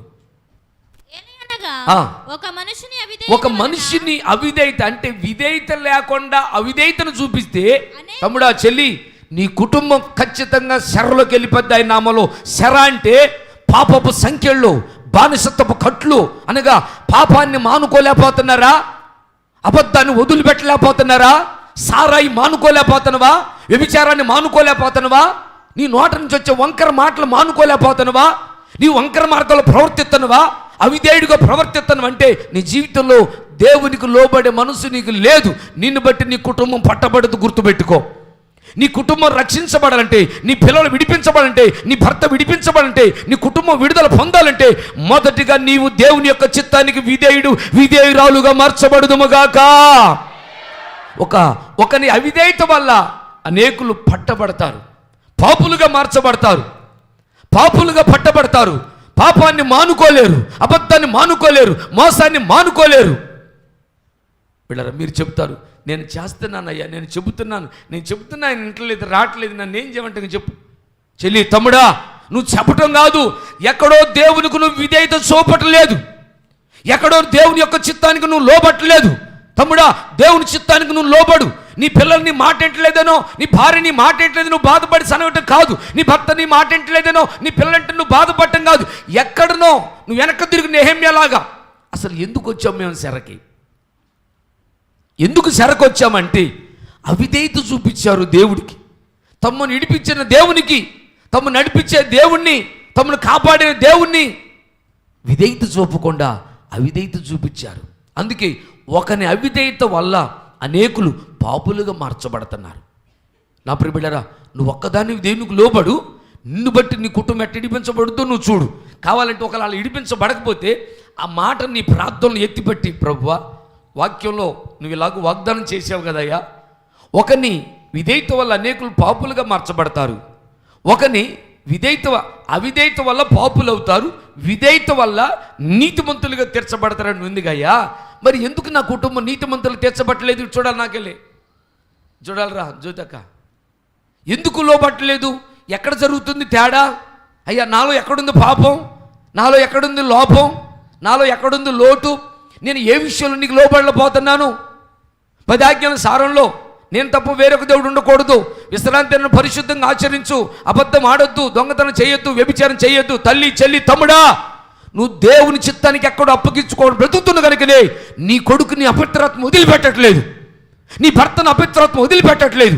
ఓ అపవిత్రపరిచే ఆత్మ, ఒక త్రాగుబోతు ఆత్మ, ఒక వ్యభిచారపు ఆత్మ వాళ్ళని విడిచిపెట్టట్లేదంటే దానికి కారకుడు వాళ్ళు కాదు, కారకుడు నువ్వే, కారకురాలు నువ్వే. నువ్వే దేవునికి అవిధేయత చూపుతున్నావు, నువ్వే దేవునికి లోబట్టలేదు. ఒక మనిషిని అవిధేయత వల్ల తన ఇంటి వారు పాపులుగా మార్చబడతారు, తన ఇంటి వారు శాపగ్రస్తులుగా మార్చబడతారని దేవుని యొక్క వాక్యం చెబుతుంది. నెహెమ్యా వెనక్కి తిరిగి ఆలోచించాడు, అసలు ఎందుకు వచ్చాం మేము అసలు చెరకి? దేవుని పిల్లలం కదా, అసలు మేము రాకూడదు కదా, ఇక్కడ మేము ఉండకూడదు కదా. దీనికి కారణం ఏంటంటే అవిధేయత. దేవునికి లోబట్టని వాళ్ళకి మనసు లేదంటండి. దేవునికి లోబట్టడానికి మనసు లేక అవిధేయతను చూపిస్తున్నారు, అవిధేయతను చూపించారు. నా ప్రియమేంటంటే సంగమా, ఈ మధ్యాహ్న కాల వేళలో నువ్వు ఏ విషయంలో దేవునికి అవిధేయత చూపిస్తున్నావో లోబడకుండా దాన్ని జ్ఞాపకం తెచ్చుకో ఒకసారి. నీ కుటుంబం విడిపించబడాలంటే, నీ భర్త విడిపించబడాలంటే, నీ పిల్లలు విడిపించబడాలంటే, నీ బంధువులు, నీ మిత్రులు, నీ స్నేహితులందరూ మార్చబడిన ఆశ నీకున్నట్లయితే ఒక్కటే సూత్రం, నువ్వు అడుగు ప్రార్థనలో, ప్రభువా, ఎక్కడ నేను నీకు లోబడలేకపోతున్నాను చెప్పయ్యా, దాన్ని ఒప్పుకుంటాను, తీసేసుకుంటానయ్యా. చూడండి బిడ్డ, నెహెమ్యా వెంటనే ఈ విషయం తెలుసుకొని ఏం చేయడం ప్రారంభించండి. యెరూషలేము ప్రాకారాలన్నీ కూలిపోయినాయి, మందిరపు గుమ్మాలన్నీ కాలిపోయినాయి అని చెప్పగానే వెంటనే దేవుని బిడ్డరా దేవునికి లోబట్టం, దేవుని దగ్గర కనిపెట్టడం ప్రారంభించాడు. మొదట దగ్గర కనపడదండి, వెంటనే కుప్పకూలిపోయి కూర్చొని ఏడవటం ప్రారంభించాడు. అయ్యో ప్రభువా, మేము నీకు లోబడలేదయ్యా, నేను నీకు లోబడలేకపోయినానయ్యా, ఇదిగో నా పితరుల పాపం నా మీద వేసుకుంటున్నాను, నా బంధువుల పాపం నా మీద వేసుకుంటానయ్యా. మా తాత నీకు లోబడలేదు కాబట్టి మేము శాపగ్రస్తులైన, మా ముత్తాత నీకు లోబడలేదు కాబట్టి మా బతికెట్లా అయిపోయిందని చెప్పని వారెవరో చేసిన దాన్ని తమ మీద వేసుకొని నెహెమ్యా, ఎజ్రాలు ఏడవటం ప్రారంభించారు.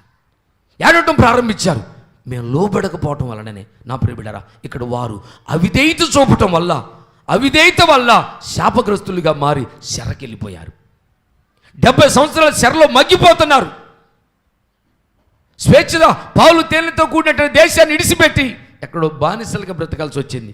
ప్రియబిడ్డరా, ఈరోజు నువ్వు గమనించి ఒకసారి, నీ కుటుంబం కూడా ఎక్కడ పట్టబడిందో, ఎందుకు పట్టబడిందంటే ఎక్కడో నువ్వు, ఎక్కడో నేను, మనం దేవునికి ఎక్కడో అవిధేయత చూపిస్తున్నాం, మనం విధేయత చూపట్లేదు.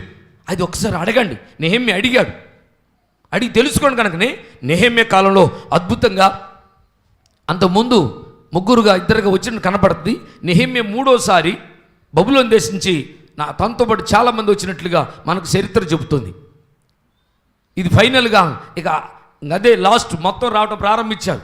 నెహెమ్యా కానీ ఇంక మొత్తం రావటానికి దేవుడు కనికరించాడు, దయ చూపింది. కారణం ఏంటంటే నెహెమ్యా వాళ్ళ తప్పుని ఎజ్రా పితరుల తప్పులు మీద వేసుకొని ఏడ్చినట్టు ఎజ్రా గ్రంథంలో చదువుతూ, నెహెమ్యాలో చదువుతూ, నెహెమ్యా బిడ్డరా అక్కడ ఏడటం కాదు, యెరూషలేముకి వచ్చిన తర్వాత కూడా అసలు ఎవ్వరు కంటపడకుండా అసలు ఎక్కడ ఏది ఎలా కూలిపోయింది, రాత్రి దర్శించేవాడు. రాత్రి తన గాడిద మీద వెళ్ళిపోయి ఈ ప్రాకారం ఎట్లా కూలిపోయింది, అసలు దీనికి కారణం ఏంది, అసలు ఇక్కడ ఏం జరిగింది? ప్రియబిడ్డారా చూడండి, అది ప్రాకారం అంటే అక్షరార్థంగా ఆ రోజైతే యెరూషలేము ప్రాకారాలు, ఈరోజైతే దేవుని సంఘం మనమే. నా ప్రియబిడ్డ, ఒకవేళ నీ కుటుంబంతో రక్షించబడినట్లయితే నువ్వు చేసే పని ఏంటంటే ప్రాకారాలు ఎక్కడ కూలిపోయినాయో బిడ్డరా ఆ విషయం మనం గుర్తు తెచ్చుకొని యెరూషలేము క్షేమం కొరకు మనం ప్రార్థించాలి. యెరూషలేము క్షేమాన్ని ఎవరైతే కోరుకోరో వాళ్ళ కుడి చేయంట వాళ్ళ నేర్పును మరిచిపోద్ది అంట. మీరెవరు మతిమరుపుతాను ఎక్కువ అవుతుందా నాకులాగా? గుర్తుపెట్టుకోండి, యెరూషలేము గురించి మీరు సరిగ్గా మనం ప్రార్థన చేయకపోతే భారంతో మన కుడి చెయ్యంట దాని నేర్పు అంటే చేసే పనులు కొన్ని మరిచిపోద్దంట. మరి ఏం చేయాలంట?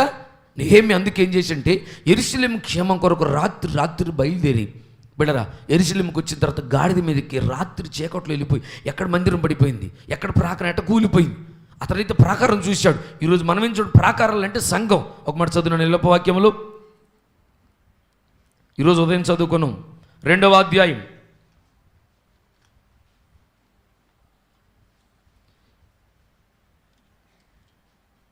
విలాప వాక్యములు 2వ అధ్యాయం ఎన్నో వచనం చదువుతారు? 8వ వచనం. సియోను కుమారి యొక్క ప్రాకారములను పాడు చేయుటకు యెహోవా ఉద్దేశించాడు. చూడండి బిడ్డరా, సియోను కుమారి యొక్క సియోను కుమారి మళ్ళీ చదువునా సియోను కుమారి యొక్క ప్రాకారాలు పాడు చేయుటకు. చూడండి ఇక్కడ ఏం చెప్తున్నాడు, ఫస్ట్ ఒక స్త్రీ గురించి చెప్తున్నాడు, సియోను కుమారి అంటున్నాడు, మళ్ళీ ప్రాకారాలు అంటున్నాడు. అంటే దాని అర్థమైంది, సియోను కుమార్ అంటే ఉన్నతమైనది, సియోన్ అంటే ఉన్నతమైనది, ఎత్తైనటువంటి స్థానం, ఎత్తైన ప్రాకారాలు పడగొట్టబడ్డాయి. నీ జీవితంలో ఎత్తైంది ఏంటంటే పరిశుద్ధత, నీ జీవితంలో ఎత్తైంది ఏంటంటే పవిత్రత. నేను ఎత్తున్నా ఆమె ఎత్తుందా, నేను ఎత్తున్నా ఆమె ఎత్తుందా, అది కాదండి ఎత్తు కాదు.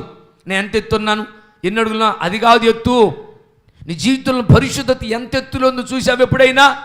పవిత్రత ఎంత ఎత్తులో ఉందో చూసావా? ఆ పైన ఇంకో మాట అంటాడు అక్కడే, ప్రభు తన బలిపీఠము విడనాడెను, తన పరిశుద్ధ స్థలమునందు అసహ్యించుకొనెను, దాని నగరుల ప్రాకారములను శత్రువుల చేతికి అప్పగించెను. వారు నియామక కాలమున జనులు చేయనట్లు యెహోవా మందిరమందు ఉత్సాహధ్వని చేసిరి. సియోను కుమారి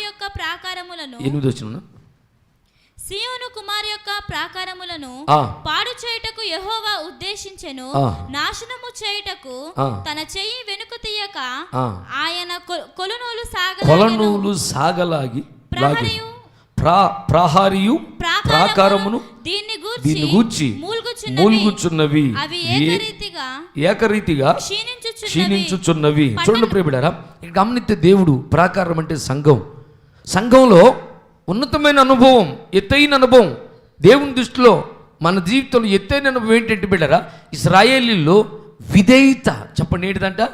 వాళ్ళు కోల్పోయిన వాటిలో నెంబర్ 1 ఒకటి విధేయతతో కూడిన మనస్సు లేదు. దేవునికి విధేయత చూపే మనస్సు లేదు. విధేయత అనేది ఏమనుకున్నారు? విధేయత అంటే వారు నేల మటుకు తగ్గించుకునే విధేయత. ఇది ఎక్కడ తీసుకుపోద్ది? ఎవరైతే భూమి మీద ఉన్నప్పుడు నేల మటుకు తగ్గించుకోగలుగుతారో వారు దేవుని రాజ్యంలో శ్రేష్టమైన అందరికంటే ఎత్తైన స్థానం సియోన్లో నివసించగలుగుతారు. హల్లెలూయా! ఒక ఎత్తైన అనుభవంలో నివసించాలంటే ఇక్కడ దీనునివై దిగిపోవాలి. అందుకే మన ప్రభు యేసుక్రీస్తు వారు కూడా ఆయన లోకంలోకి వచ్చి ఏమి నేర్చుకున్నాయి అంటే, అబ్బా ఆయనే నేర్చుకుంటే మనకెంత కావాలో మీరు ఆలోచించండి. ఆయన శోధించబడి శ్రమ పెట్టబడి ఏమి నేర్చుకున్నంట? విధేయతను నేర్చుకున్నాడు. హల్లెలూయా! చదువునాను ఒకసారి. హెబ్రీయులకు రాసిన పత్రిక 5వ అధ్యాయం 7వ వచనం. హెబ్రీ పత్రిక 5వ అధ్యాయం 7వ వచనం. శరీరధారి అయిన దినములలో మహారోదనముతో కన్నీళ్లతోను తన్ను మరణము నుండి రక్షింపగలవానికి ప్రార్థనలు యాచనలు సమర్పించి భయభక్తులు కలిగినందున ఆయన అంగీకరించబడెను. కుమారుడయుండి తాను పొందిన శ్రమల వలన విధేయతను నేర్చుకుని మహిమపడదాం. గనుడేసుకు మహిమ కలుగును గాక. హల్లెలూయా! అబ్బా చూడండి, ఆయనకే విధేయత అవసరమైతే మనకొద్దండి, మనకొద్దా కావాలి. యేసు ప్రభువు మనల్ని ఎలా ఇడిపించారనుకున్నారు? తండ్రికి విధేయత చూపించాడు, తండ్రికి విధేయత చూపించాడు. ఈరోజు మన జీవితంలో కూడా శ్రమలు ఎన్నైనా రావచ్చు, కానీ అవిధేయత చూపొద్దు. కష్టం ఎంతైనా రావచ్చు, అవిధేయతను చూపబాకు. తిరుగుబాటు ఎంతైనా జరగవచ్చు, అవిధేయతను చూపబాకు. కొంతమంది అనుకూలంగా ఉంటే విధేయులుగా ఉంటారండి. ఏమైనా కొంచెం గ్యాప్ వచ్చేస్తే వెంటనే మొఖభేదం చేసుకుంటారు, చాలా గ్యాప్ తెచ్చుకుంటారు, ఎవరిని అలుగుతారు, సనుక్కుంటారు, భేదాలు పెంచుకుంటారు, కోపాన్ని పెంచుకుంటారు. బిడ్డరా, ఆవేశాన్ని పెంచుకొని దేవునికి విరోధులుగా మార్చబడతారు. కానీ దేవుని పిల్లలుగా, నిజ దేవుని బిడ్డలుగా మన పట్ల దేవుని ఉద్దేశం ఏంటంటే, ఐగుప్తు అనే శరలో నుంచి నువ్వు విడిపించబడి కనాను దేశం అనబడుతున్న ఆ పరలోక రాజ్యం చేర్చబడాలంటే మన జీవితంలో ఉండే గుణాల్లో ఒకటేంటంటే బిడ్డరా, విధేయత. విధేయతతో కూడిన మనస్సు. వారు విధేయులు అవటానికి మనసు లేదంట వాళ్ళకి, విధేయులు అవటానికి మనసు లేదంటండి వాళ్ళకి. కాబట్టి నా ప్రియమైన బిడ్డరా, మనం అలాగ ఉండొద్దు. విధేయత కలిగిన మనస్సు మనం కలిగి ఉండాలి. అప్పుడే దేవుడు అంట గొప్ప వాత్సల్యం గల దేవుడుగా, బహు వాత్సల్యం గల దేవుడుగా, దయా వాత్సల్యత గల దేవుడుగా మన పక్షాన్ని ఇడిపించడానికి దిగి రావాలంటే మన జీవితాలు ఏం కనిపించాలి? దేవుడికి విధేయత. హల్లెలూయా. యేసు ప్రభువు లోకంలోకి వచ్చి ఏమి నేర్చుకోండి అంటే, ఆయన ఇక్కడికి వచ్చి నేర్చుకోండి అంటే పరలోకంలో నేర్చుకోవటానికి ఏం లేదు, ఏదైనా ఇక్కడే భూమి మీదనే. అందుకు ఆయన ఏం నేర్చుకున్నాడు? ఎలా? ఆయన శ్రమ పెట్టబడి, శోధించబడి విధేయత నేర్చుకున్నాడు. విధేయత నేర్చుకున్నాడు. చదువుతున్నావు బిడ్డ, నీ జీవితం విధేయత నేర్చుకుంటున్నావు, ఇంకా చాలనుకుంటున్నావా? ఉన్నది సరిపోయింది అనుకున్నావా? నీలో ఉన్నది విధేయతేనా అవిధేయత? ఆలోచించుకో ఒకసారి. మనమే పరిశీలన చేసుకుని దేవుని ఎదుట విధేయతను చూపించే బిడ్డలకు మనం ఉండాలని ప్రభు ఎంతో ఆశపడుతున్నాడు. యేసు ప్రభు వారు ఏం చూపించారు? ఆయన జీవితంలో విధేయత. తండ్రి అనే దేవునికి ఏం చూపించాడంటే, ఎట్లా చూపించాడు? ప్రేమతో ఉన్నప్పుడు కాదు, ఆయన ఆస్తి పంచిస్తే కాదు, ఎకరాలు పంచిస్తే కాదు. యెషయా గ్రంథం 53 అధ్యాయం 10-11 చదివితే 11 అక్కడ ఏముందంటే, ఆయన తన జీవితాన్ని కొట్టువారికి ఆయన నలగొట్టడానికి ఇష్టమైందని మనం చదువుతున్నాను ఒకసారి. 53వ అధ్యాయం 10వ వచనం. అతన్ని నలుగొట్టుటకు యెహోవాకు ఇష్టమాయెను. హల్లెలూయా. చూడండి బిడ్డరా, యేసయ్యనంట తండ్రి అయిన దేవుడు నలగొట్టడానికి అప్పగించిండంట.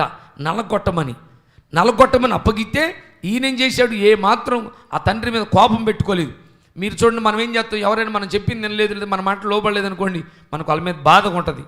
నేను వీళ్ళు వినలేదు అని చెప్పి మనం పగ పెట్టుకుంటాం, కక్ష పెట్టుకుంటాం, కోపం పెట్టుకుంటాం. బిడ్డలారా, యేసయ్యని ఇంత నలగొట్టినా కానీ తండ్రికి విధేయతే చూపించాడు. తండ్రి దగ్గర. నా ప్రియ బిడ్డలారా, ఈరోజు నీ కుటుంబం విడిపించమంటే తమ్ముడా, చెల్లి, ఒకటే మార్గం గుర్తుపెట్టుకో. నీ కుటుంబీకులు మారట్లేదంటే, వారు విడిపించబడాలంటే ఉన్న స్థితిలో నుంచి వారు మార్చబడాలని నిజంగా నువ్వు ఆశించిన వ్యక్తివైతే, ఒకటి, నువ్వెక్కడ విధేయత చూపట్లేదు దాన్ని ఒకసారి వెనక్కి తిరిగి చూసుకో. నీ జీవితంలో ఎక్కడ దేవునికి లోబట్టలేదు ఆలోచించుకో. నేను లోబట్టలేదు కాబట్టి, నేను విధేయత చూపట్లేదు కాబట్టి నా కుటుంబం ఎలాగైంది, నా పిల్లలు ఎలాగయ్యారు, ఎందుకు నా భర్త మాటలా, ఎందుకు నా భార్య మాటలా, ఎందుకు నా పిల్లలు మాటలేదంటే దాన్ని కారుకుని నేనే. ఒకరిని అవిధేయత వల్ల అనేకులు పాపులుగా చేయబడతారు. నువ్వు విధేయత చూపాలి కానీ అవిధేయత చూపకూడదు. అవిధేయత వల్లే వారు చెరపట్టబడ్డారు, అవిధేయత వల్లే వీళ్ళు బబులోని చెరకి వెళ్ళిపోయారు. అప్పుడు నెహెమ్యా, ఆ దయా వాత్సల్యం గల దేవుడు మనతో కూడా నడిపించాలంటే నా జీవితంలో విధేయత కావాలని బిడ్డలారా ఏం చేయడం ప్రారంభించాడు? ఆ దేవునికి విధేయుడు కట్టడానికి కూలిపోయిన ప్రాకారాలు కట్టడం ప్రారంభించాడు.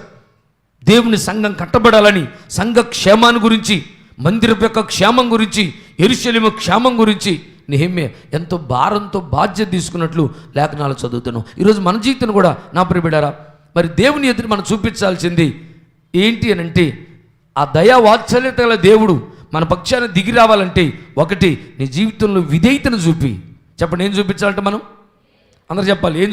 ఏ మనసు కలిగి ఉండాలి మనం? విధేయత చూపించే మనసు, విధేయత కలిగిన మనసు. దీన్ని మనం కలిగి ఉన్నట్లయితే ప్రియబిడ్డలారా, ఖచ్చితంగా మన జీవితంలో ఏం చూడగలుగుతావంట? నువ్వు ఏ స్థితిలో ఉన్నా, ఎలాంటి శరలో ఉన్నా, ఎలాంటి బంధకాల్లో ఉన్నా, ఆ బంధకాలన్నింటిలోంచి విడిపించబడాలంటే ఇదిగో ఎవరంటే ఆయన. కింద చదివినాను 18 వచనం, అక్కడే 17 వచనం. నెహెమ్యా గ్రంథం 9వ అధ్యాయం. అయితే నీవు క్షమించుటకు సిద్ధమైన దేవుడవును దయా వాత్సల్యత గలవాడవును దీర్ఘశాంతమును బహు కృపయు గలవాడనయుండి వారిని విసర్జించలేదు. హల్లెలూయా.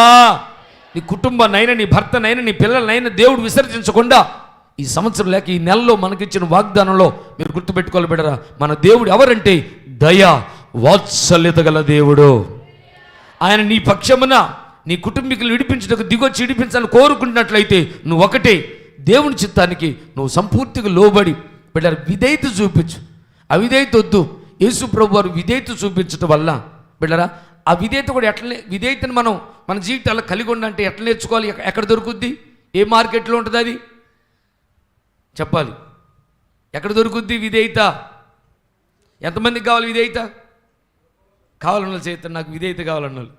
నువ్వు విధేయత సంపాదిస్తే ఖచ్చితంగా నీ భర్త అయినా, నీ కొడుకని, నీ పిల్లలని ఖచ్చితంగా విడిపించబడాలి. బంధకాలు బద్దలైపోవాలంటే, అపవాది కట్టిన గోడలు కొప్పలా కూలిపోవాలంటే నీ జీవితంలో విధేయత ఉండాలి. ఎంతమంది కావాలి విధేయత? కొద్దిమంది ఎత్తారు, కొంతమంది ఎత్తలేదు. సరే, మరి మీ మనసుకే తెలియాలి. పోనీ మరి ఇప్పుడు ఎక్కడ కొనుక్కొచ్చుకుందాం? దాన్ని ఎక్కడ దొరుకుద్ది? అమ్మ చెప్పాలి. ఎక్కడంట? ఎక్కడ దొరుకుద్దంట? సిలువ శ్రమ. సిలువ శ్రమల్లోనే విధేయత దొరుకుద్ది. ఎక్కడ దొరుకుద్ది చెప్పండి? విధేయత శ్రమల్లో. ఓ శ్రమలతో కూడిన జీవితంలోనే ఏం దొరుకుద్దంట మనకు? అమ్మ చూడాలి. నాకెళ్ళి చోట్ల పిల్లలు ఎక్కడ దొరుకుద్దంట? ఎక్కడ దొరుకుతుందంట విధేయత? శ్రమలతో కూడిన జీవితంలో. చాలామంది బిడ్డలో శ్రమ అంటే అంత ఇష్టపడలే. మనం గుర్తుపెట్టుకోవాలి, శ్రమలు మన సంపటానికి రావు. ఒకవేళ లోకంలో వచ్చినట్టయితే దాంతో చచ్చిపోతారు వాళ్ళు. దేవుని పిల్లలకి శ్రమ వస్తుందంటే ఒకటే సూత్రం గుర్తుపెట్టుకోండి, ఆయన శ్రమల్లో మనల్ని ఇడిచిపెట్టడం కోసం కాదంట, శ్రమల్లో మనకు విధేయతను నేర్పించటానికే. హల్లెలూయా. అయితే అది ఎట్ట దొరుకుద్ది అంటే నీ జీవితంలో క్రీస్తుతో కూడా. రోమపత్రిక 8:16 చదివాను ఒకసారి ఒక మాట. రోమపత్రిక 8:16. మనము దేవుని పిల్లలమని ఆత్మ తానే మన ఆత్మతో కూడా సాక్ష్యం ఇచ్చుచున్నాడు.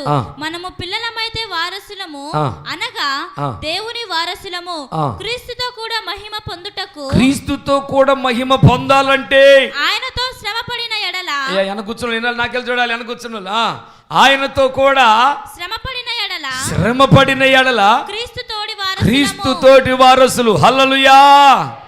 శ్రమలలో నేను ఇంతవరకును నీతో నిల్లచుటే నా ధన్యత. శ్రమలలో నేను ఇంతవరకును నీతో నిల్లచుటే నా ధన్యత. జీవకిరీటము పొందుటకే నన్ను చేరదీసితివి.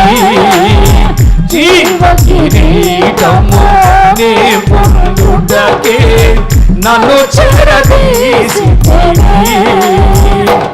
ఇదే ధన్యత,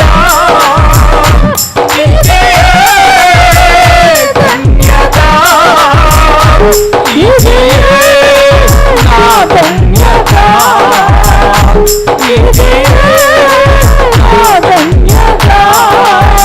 తేజోవాసుల స్వాస్థ్యము నేను అనుభవించుటే నా దర్శనము.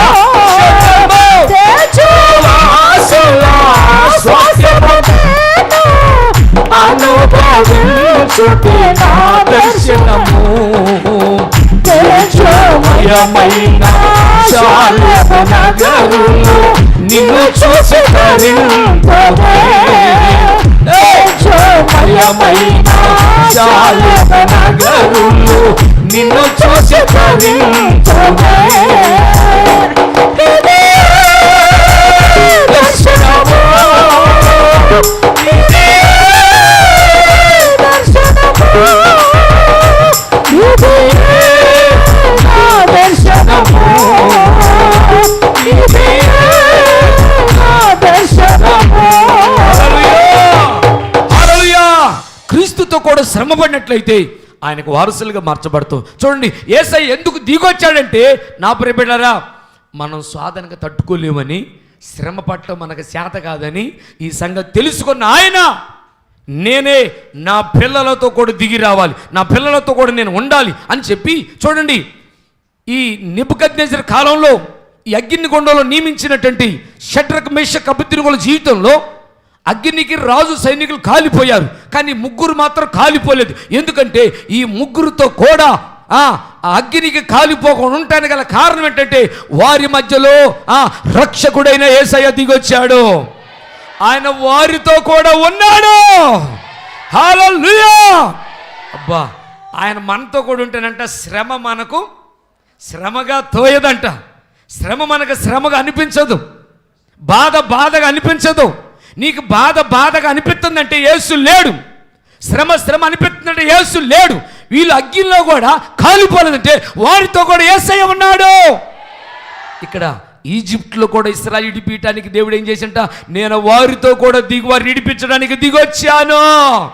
అంటే శ్రమకు నువ్వు తట్టుకోలేవని, శ్రమను మనం భరించలేమని, మనకు అది వల్ల కాదని ఆయన తెలుసుకొని ఆయన దిగొచ్చి బిడ్డరా మనలో నివసించినట్లయితే ఎంత శ్రమ అయినా యేసు నీతో ఉంటే శ్రమ నీకు శ్రమగా అనిపించదు. యేసు నీతో ఉండంటే నీ జీవితంలో విధేయత అనేది కనపడాలి. చెప్పండి, ఏముండాలంట? విధేయత. భర్తకు లోబడు, విధేయతను చూపించండి. తల్లిదండ్రులకు లోబడండి, విధేయతను చూపించండి. వాక్యానికి లోబడు, సేవకునికి లోబడు, ఆదివారానికి లోబడు, మందిర క్రమానికి భయపడు. బిడ్డ, ఎప్పుడైతే ఈ క్రమానికి అలవాటు పడతామో మనం ఖచ్చితంగా మన జీవితంలో యేసు మనతో ఉంటాడు. అబ్బా, భూమి మీద ఉన్నంత వరకు ఎంత శ్రమ అయినా సరే, ఎంతటి కష్టమైనా సరే అసలు లెక్క చెయ్యవు. వాళ్ళు చూడండి, యేసు వారితో ఉన్నాడు కాబట్టి మరి వాళ్ళకి ముందు నిలబెట్టి గొర్రెని ఎలాగైతే పశువును కట్ చేసినప్పుడు దాని చర్మాన్ని ఎలా తీస్తారో ఎబ్రీ సంఘంలో వాళ్ళని ఆ రకంగా హింస పెట్టి వాళ్ళని బతికొండగానే తోలొలుతున్నారు. వీళ్ళ కళ్ళ ముందే యేసు దేవుడు కాదని చెప్పండి అని చెప్పి మనిషిని రెండు వైపుల కాళ్ళు, ఈ వైపు ఒక కాలు కిందకి ఏలగట్టి రెండు కాళ్ళ మధ్యలో పెద్ద రంపం పెట్టి వారిని నిలువును చీలుస్తుంటే బిడ్డరా, వాళ్ళు మాటలు రంపములతో కోయబడుతున్నారు, గొడ్డలతో నరకబడ్డారు.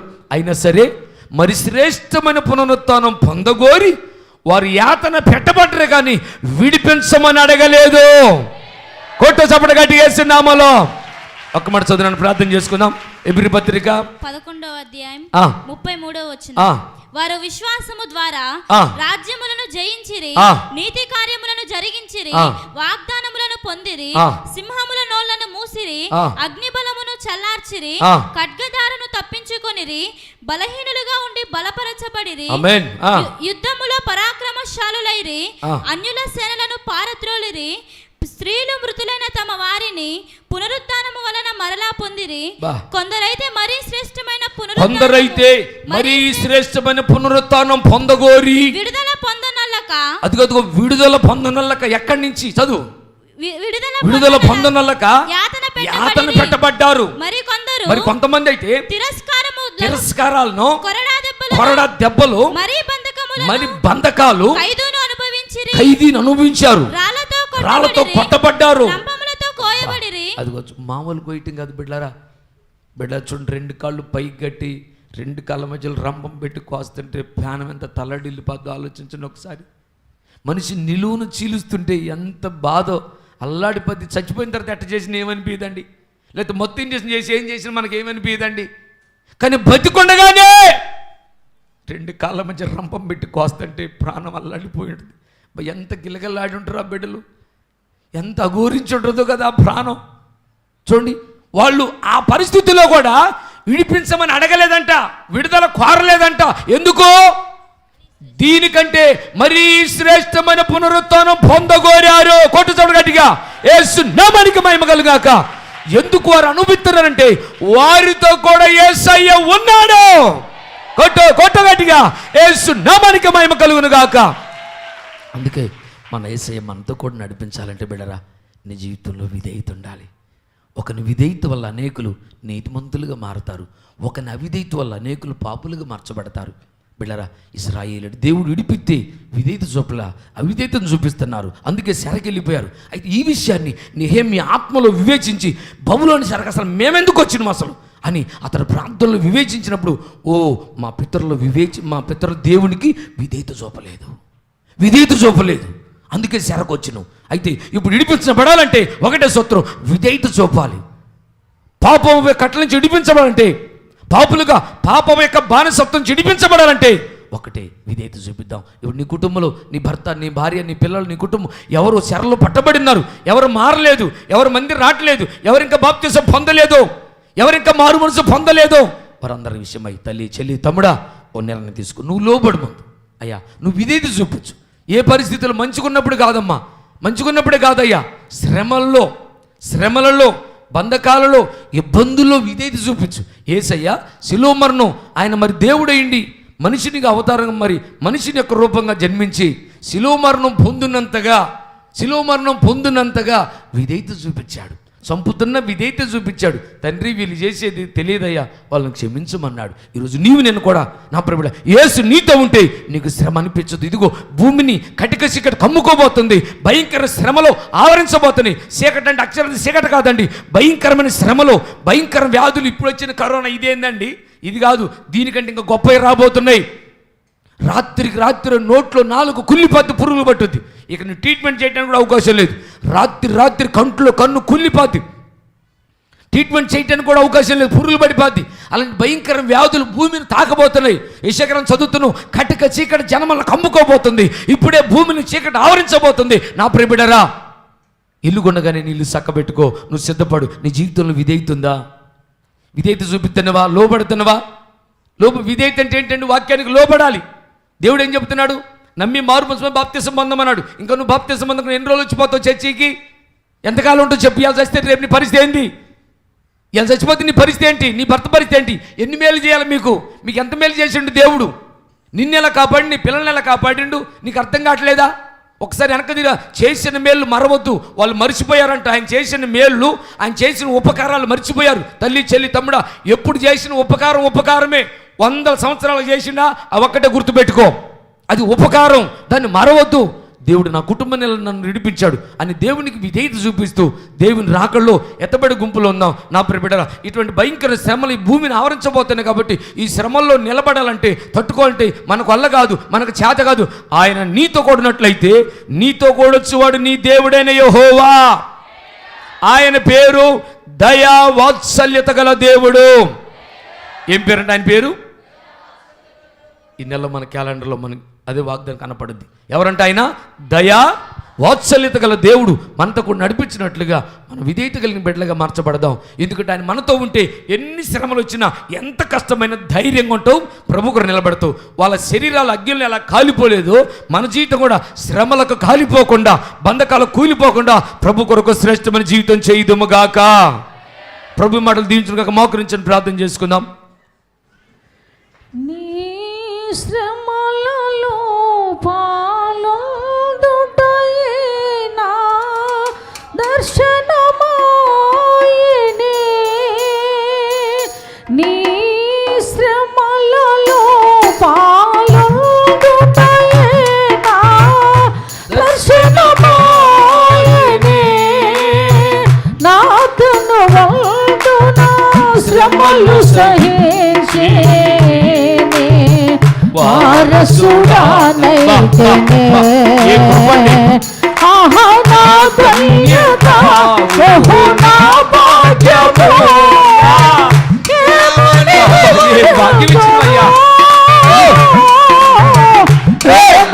వివరింతును?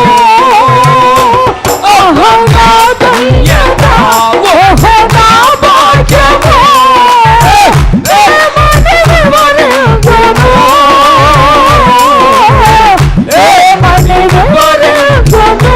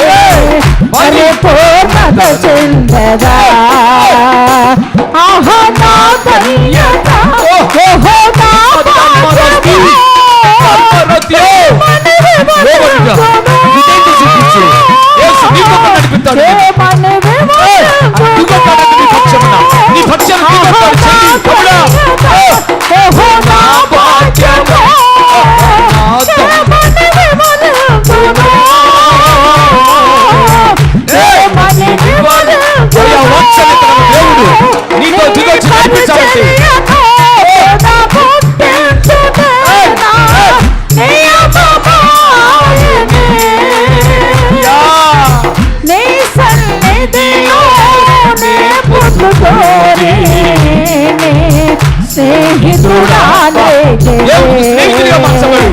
నే పరిచర్యను పునఃపుట్టించునే శబకరత్యా. ఓ శబకరత్యో. బలశబహులైమరతి. నీ సన్నిధిలో నీ పొందుకోరి నీ స్నేహితురాలైతేనే ఆహా నా ధన్యత పాడు. నా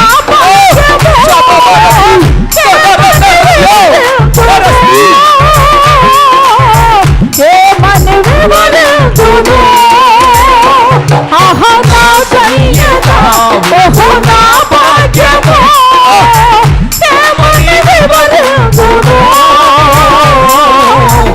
ఏమని వివరించును కూర్చో లైన్గా. ఆహా నా ధన్యత ఓహో నా భాగ్యము ఏమని వివరించును ఏమని వివరించును నే శ్రమలలో పాల్గొనుటయే నా దర్శనమాయనే నా తనువందున శ్రమలు సహించి నే వారసుడానైతేనే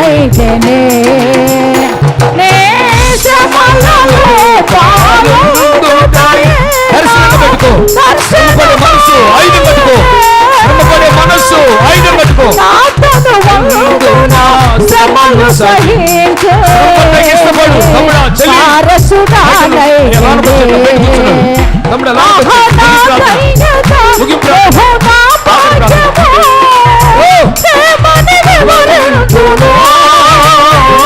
అయ్యా వాత్సల్యమైన దేవుడు నీతో రావాలంటే నేను నడిపించాలంటే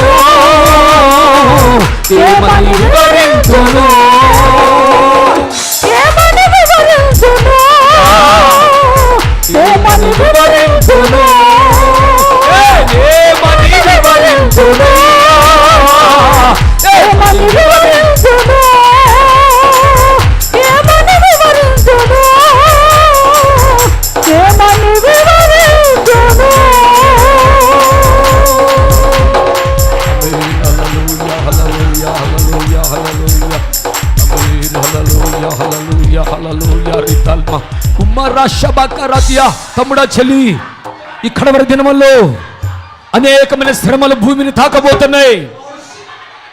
ఆ శ్రమలు నిలవంటే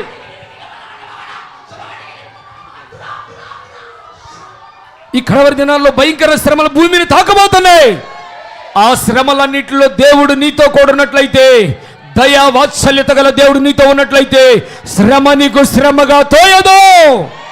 శ్రమలో ప్రభువును ఆరాధిస్తావు, శ్రమలో యేసుని కనపరుస్తావు. శబకరత్య.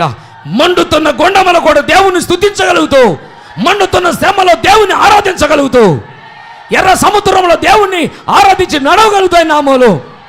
ఆ కృపతో ప్రభువుని నడిపించినట్లుగా బిడ్డరా ప్రార్థన చేసుకుందాం, తీర్మానం చేసుకుందాం. ఓ తీర్మానం చేసుకో తమ్ముడా. రక్షణకు లోబడవా? బాప్తిసానికి లోబడు. మారు మనసు పొందడానికి ఇష్టపడు. మారు మనసుకు లోబడు. మారు మనసుకు లోబడదాం. ఆమేన్. హల్లెలూయా హల్లెలూయా హల్లెలూయా. తీర్మానం చేసుకుని మోకరించాలి.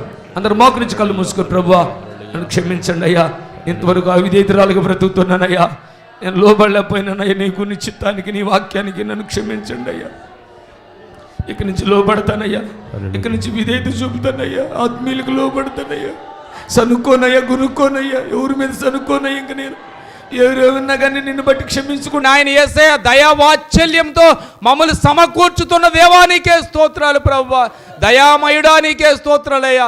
మీ కృపతో మమ్మల్ని నిత్యము బలపరిచి అయా విధేయత కలిగిన బిడ్డలుగా మీరు సమకూర్చమని, మీ నామములో విధేయత కలిగిన బిడ్డలుగా మేము సమకూర్చబడుదుముగాక.